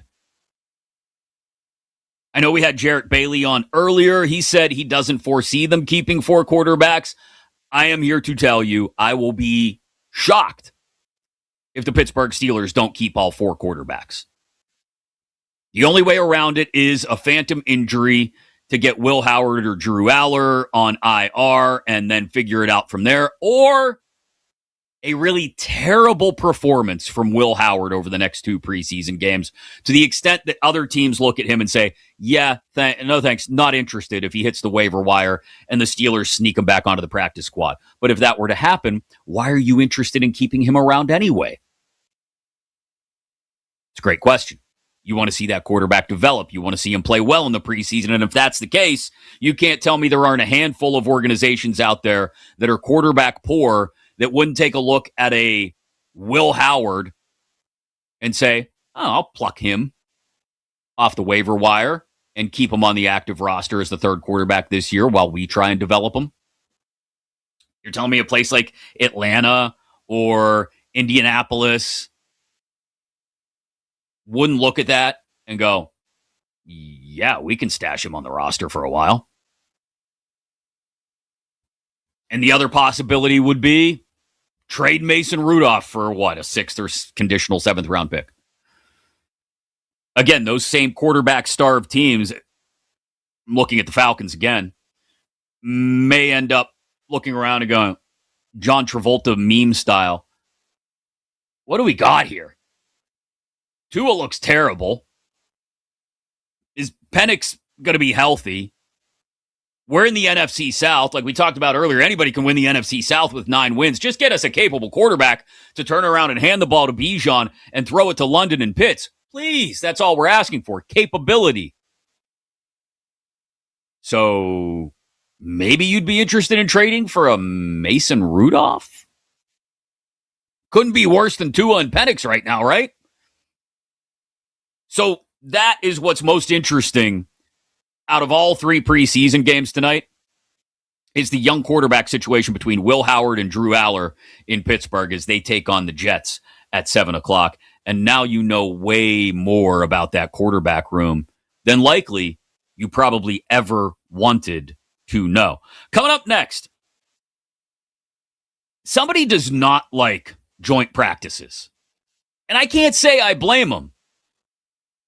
But I also don't know if there's an easy fix for these joint practice issues that we've seen and the fines and the fights over the course of the last week. but I may have cooked up an idea. And it's not especially crazy, but it's one I hope head coaches and players would take heed of. I'll tell you what it is next here on Westwood One Sports.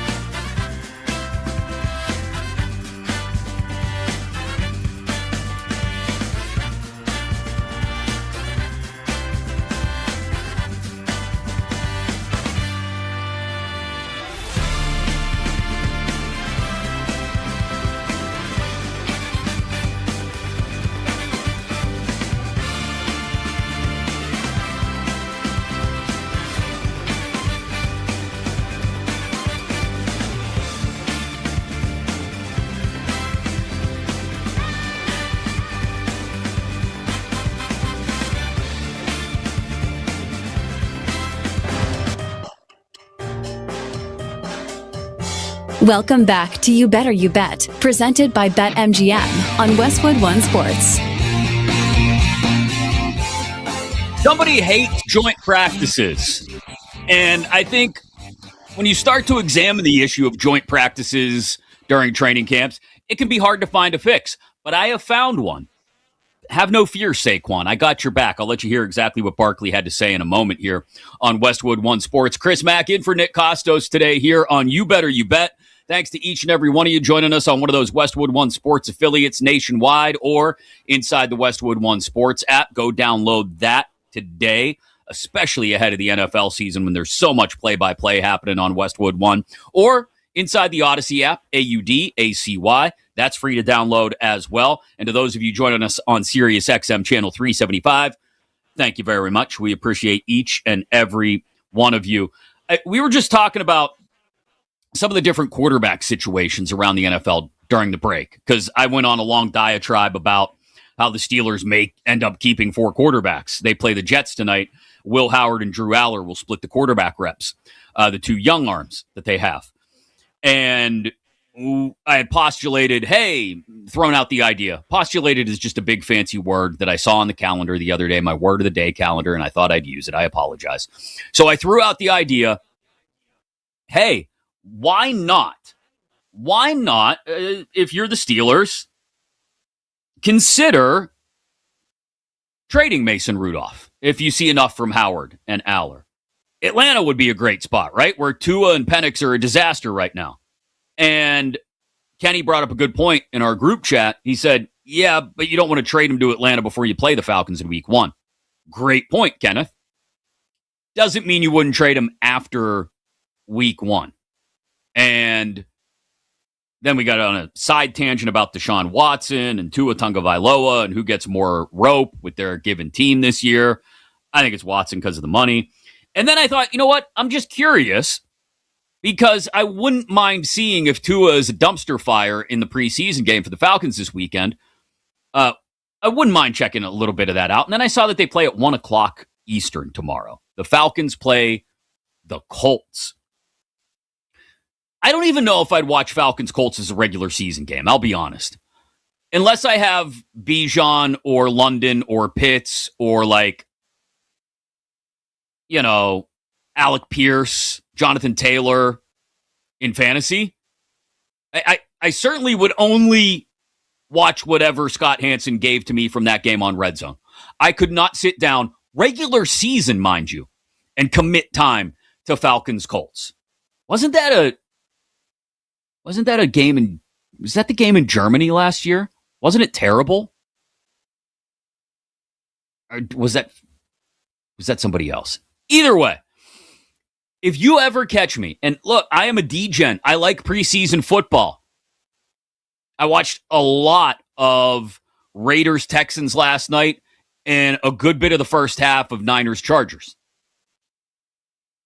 But if you ever catch me at 1 o'clock on a summer Saturday afternoon before Labor Day, sitting inside, watching preseason Falcons-Colts, I want you to do as the kids say, tell me to go outside and touch grass. Drag me out of the house if you have to.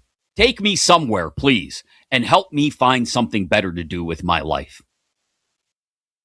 Anyway, now that we've pushed past that, as uninterested as I may be in Falcons-Colts preseason action tomorrow afternoon, Saquon Barkley is that uninterested in joint practices. He does not like them.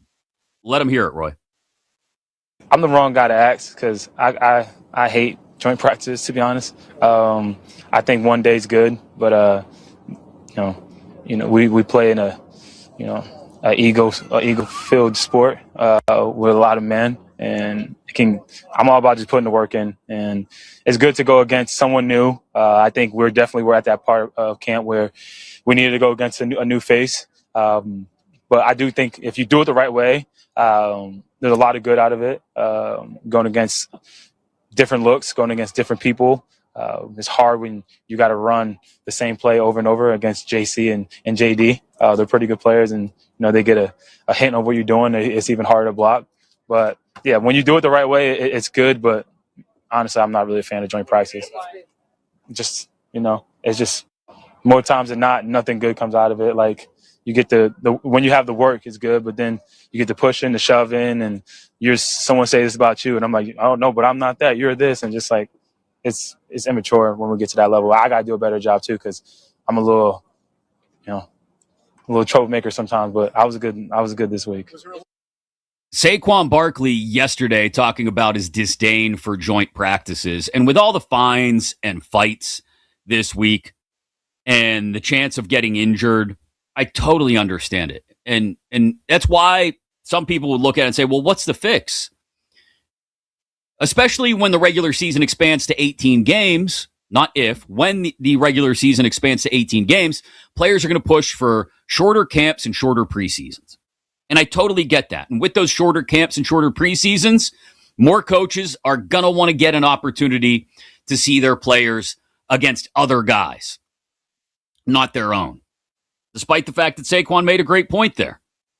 Practicing against the same defense every day, your own guys, can sometimes make it that much more of a test to make sure you're handling things correctly. That aside, I get it. Coaches want to see their players against guys from other teams in these joint practices. But there's a couple of refs out there, a couple of officials to maybe give you a little bit of an atmosphere at some joint practices of a game situation. It's not an actual game, an actual preseason game. And so my argument would be, stop putting your starters in positions to get hurt or get in fights at joint practices. Use your joint practices, NFL head coaches, to evaluate your depth guys even more and your young guys. And if you want to see your ones get some snaps, put them in the preseason games. It's a more controlled environment. And I get it.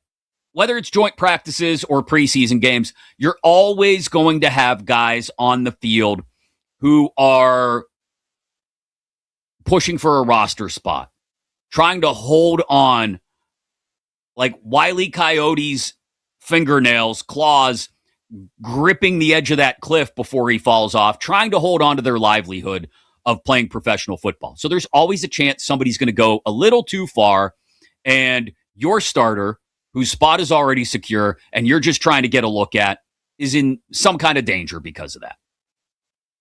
But it's football. There's always a modicum of danger involved. And so wouldn't you rather have your starters in an actual preseason game than what is basically the testosterone-fueled bull ring atmosphere of a joint practice?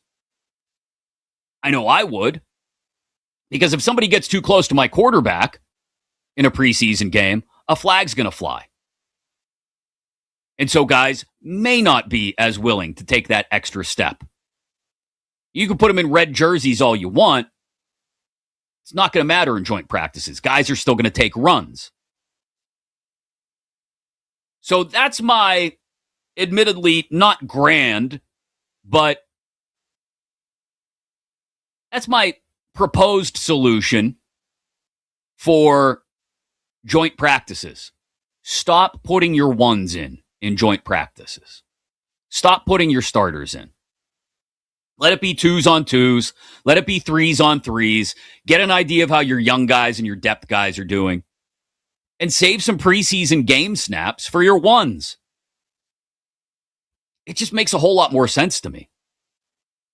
Especially as we're going to progress, like I said, to that point where we've got 18 regular season games, probably only 2 preseason games. You're going to feel inclined, NFL head coaches, to schedule more of these joint practices. Do it if you want, but understand that there's much less control over that environment than the environment in a preseason game. And yeah, people are still going to get hurt in preseason games. Guys are still going to get in fights in joint practices. Guys are still going to get in fights in regular team practices during training camps. It happens. It's 90, 100 degrees out. Dudes are fighting for their livelihoods. People are going to fight. It's football. It's physical. Injuries happen. But I think you could insulate yourself a good bit if you weren't putting your starters in position during these joint practices, which are much less controlled, to be exposed to those things.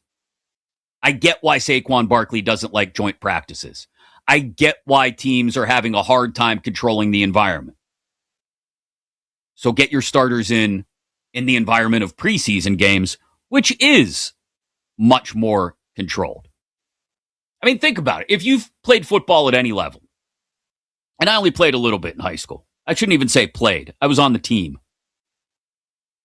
You remember back when Oklahoma drills were still a thing? Anybody under the age of 30 probably doesn't have any idea what I'm talking about. Oklahoma drills were the bull ring atmosphere of a football practice. Let's get a couple linemen. Let's get a running back. Let's get a linebacker. And let's have some dudes smash into each other. And let's see who survives. There was much more chance that someone was going to get hurt doing that during a practice or a scrimmage than during an actual game. So why at the NFL level are we putting starters in that sort of lawless environment? I don't care if there's a couple officials out there or not during these joint practices. They're not able to do enough to control it like a whole team of officials is able to do during a preseason game. Coming up, I want to get you our 3 favorite moments of the show. We'll do that with our 3 stars, plus a huge series for positioning in a National League pennant race that gets started with a bang this afternoon that I got to bet on for you. That's all coming up next here on Westwood One Sports.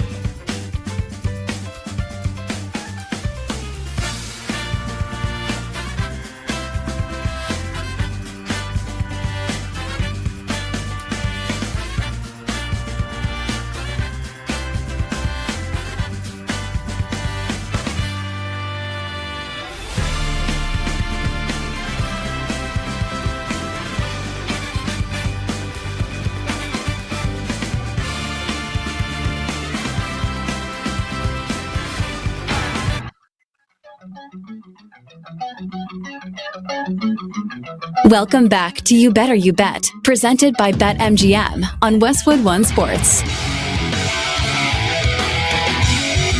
It's exactly 29 days away, but I don't know if there's ever been more hype for a single college football game in the month of September than what we're going to get on September 19th. I'm going to give you our 3 stars of the day in just a moment. I got a bet for you as well on what should be a fantastic ball game this afternoon. But I guess ESPN College Game Day has announced that they will, in fact, be heading to Oxford, Mississippi on September 19th for the return of Lane Kiffin alongside the LSU Tigers.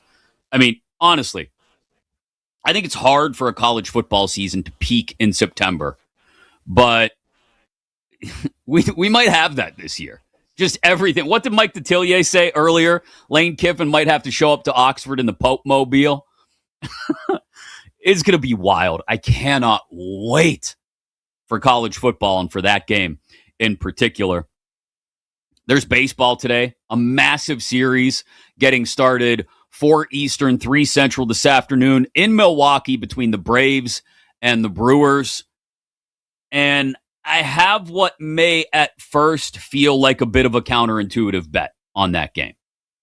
It's not on a side. It's not on a hitting prop. It's on a pitching prop. And you're going to go, wait, really?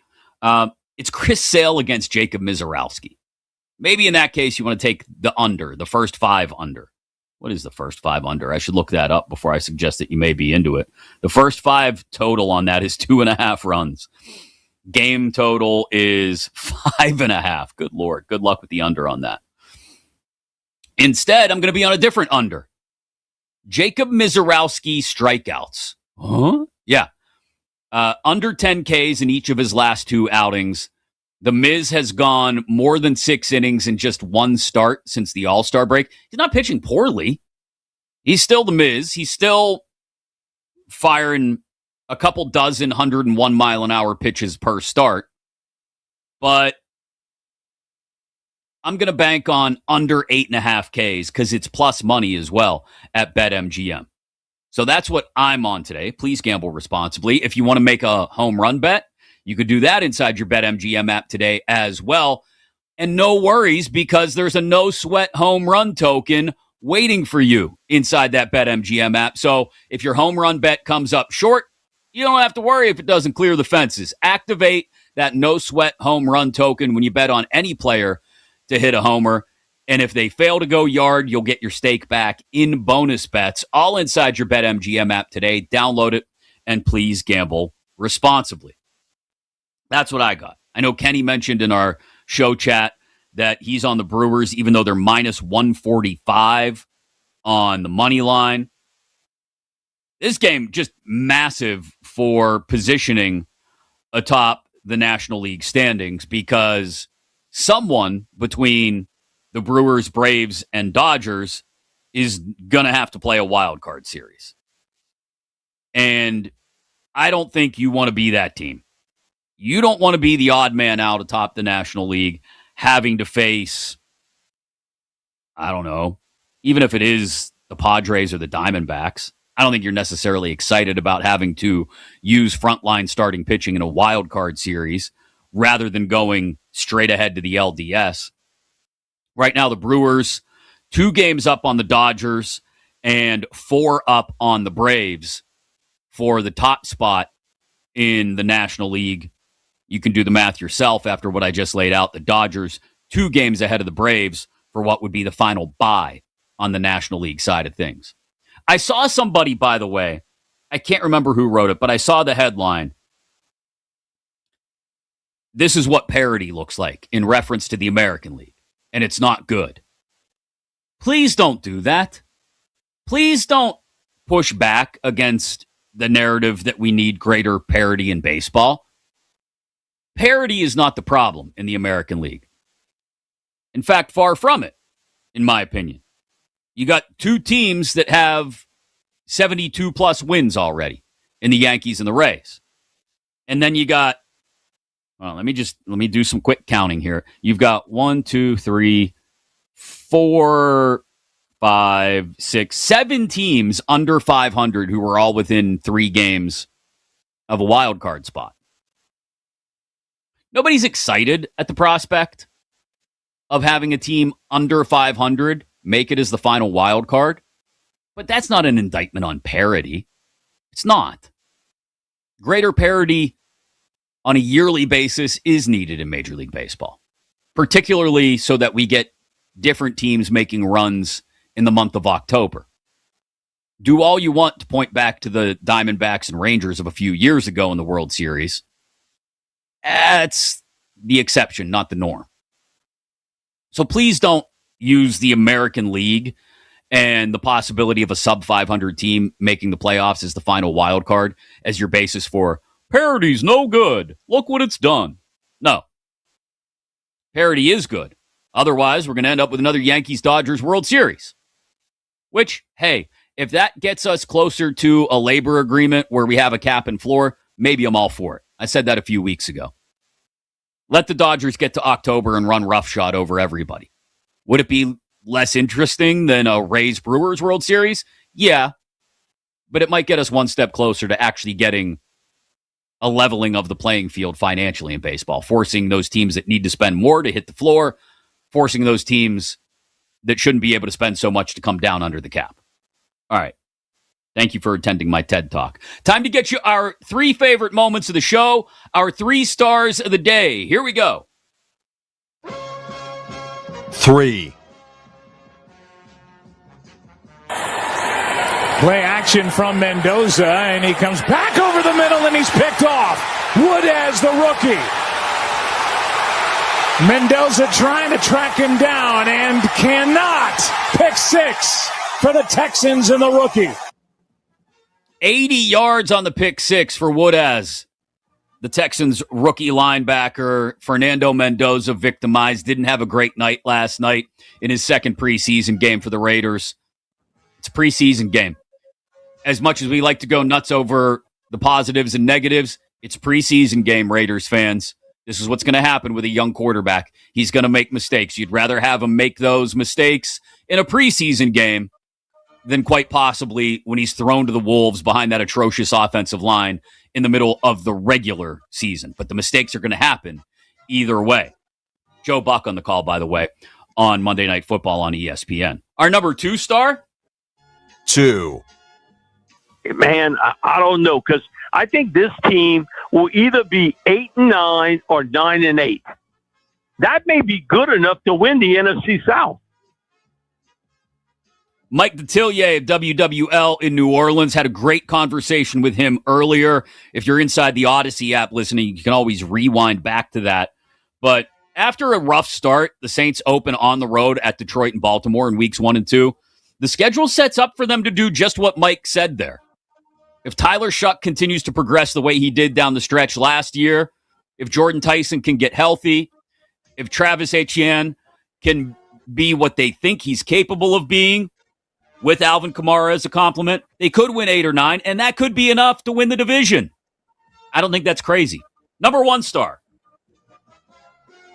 1. I mean, if you can guarantee me Joe Burrow's top, they're my Super Bowl pick this year. Their offense is just that good. We know what they're going to bring to the table with Jamar Chase and T. Higgins. Chase Brown's a good running back. That was Jarrett Bailey of SB Nation and the Pump Fake Pod talking about the Bengals as Super Bowl contenders. And I don't think that's crazy either. Everybody's going to hyper-focus on every time Joe Burrow gets touched. Understood. But that defense is going to be better. It has to be. And it doesn't have to be otherworldly or a superstar defense. It just has to not be the worst in the league again. And if Joe Burrow stays healthy, the Bengals are Super Bowl contenders. I still don't understand how we're talking about the Ravens as the favorites in the AFC North as long as Joe Burrow is healthy. Doesn't add up for me. So, Bengals, what is their number for the Super Bowl, by the way? 22-1. Now might be the time. Or maybe you wait to see how Cincy opens the season. Not the easiest. Tampa at home, at Houston, at Pittsburgh to open the season. Maybe they start 1 and 2, and you've got a chance to bet them then. But like Jarrett, I like the Bengals this year a lot. And I had started to wane a bit on that thought after seeing the way the offensive line performed in the first week of the preseason. But I was glad to hear somebody whose opinion I value, Jarrett Bailey, earlier, get us back on course. Because again, it's the preseason and everything has to be taken with a giant grain of salt, both the good and the bad. Thanks to each and every one of you for joining us all over the Westwood One Sports Network here this morning. I'm Chris Mack, in for Nick Kostos. Next week, I'll be with you for a couple of days as well. Nick will be back for a couple of days. We are fast approaching, less than 20 days now, to the start of the NFL regular season, and we cannot wait. Don't be a total degen like me and spend too much time inside watching preseason football this weekend, and remember to take it all, like I said, with a grain of salt. But enjoy it anyway. It is You Better You Bet, presented by BetMGM. Thanks to Kenny, thanks to Mike, thanks to Dan, thanks to Roy on the board again. Bleck and Abdallah are up next, getting you ready for a weekend of preseason NFL action right here on Westwood One Sports.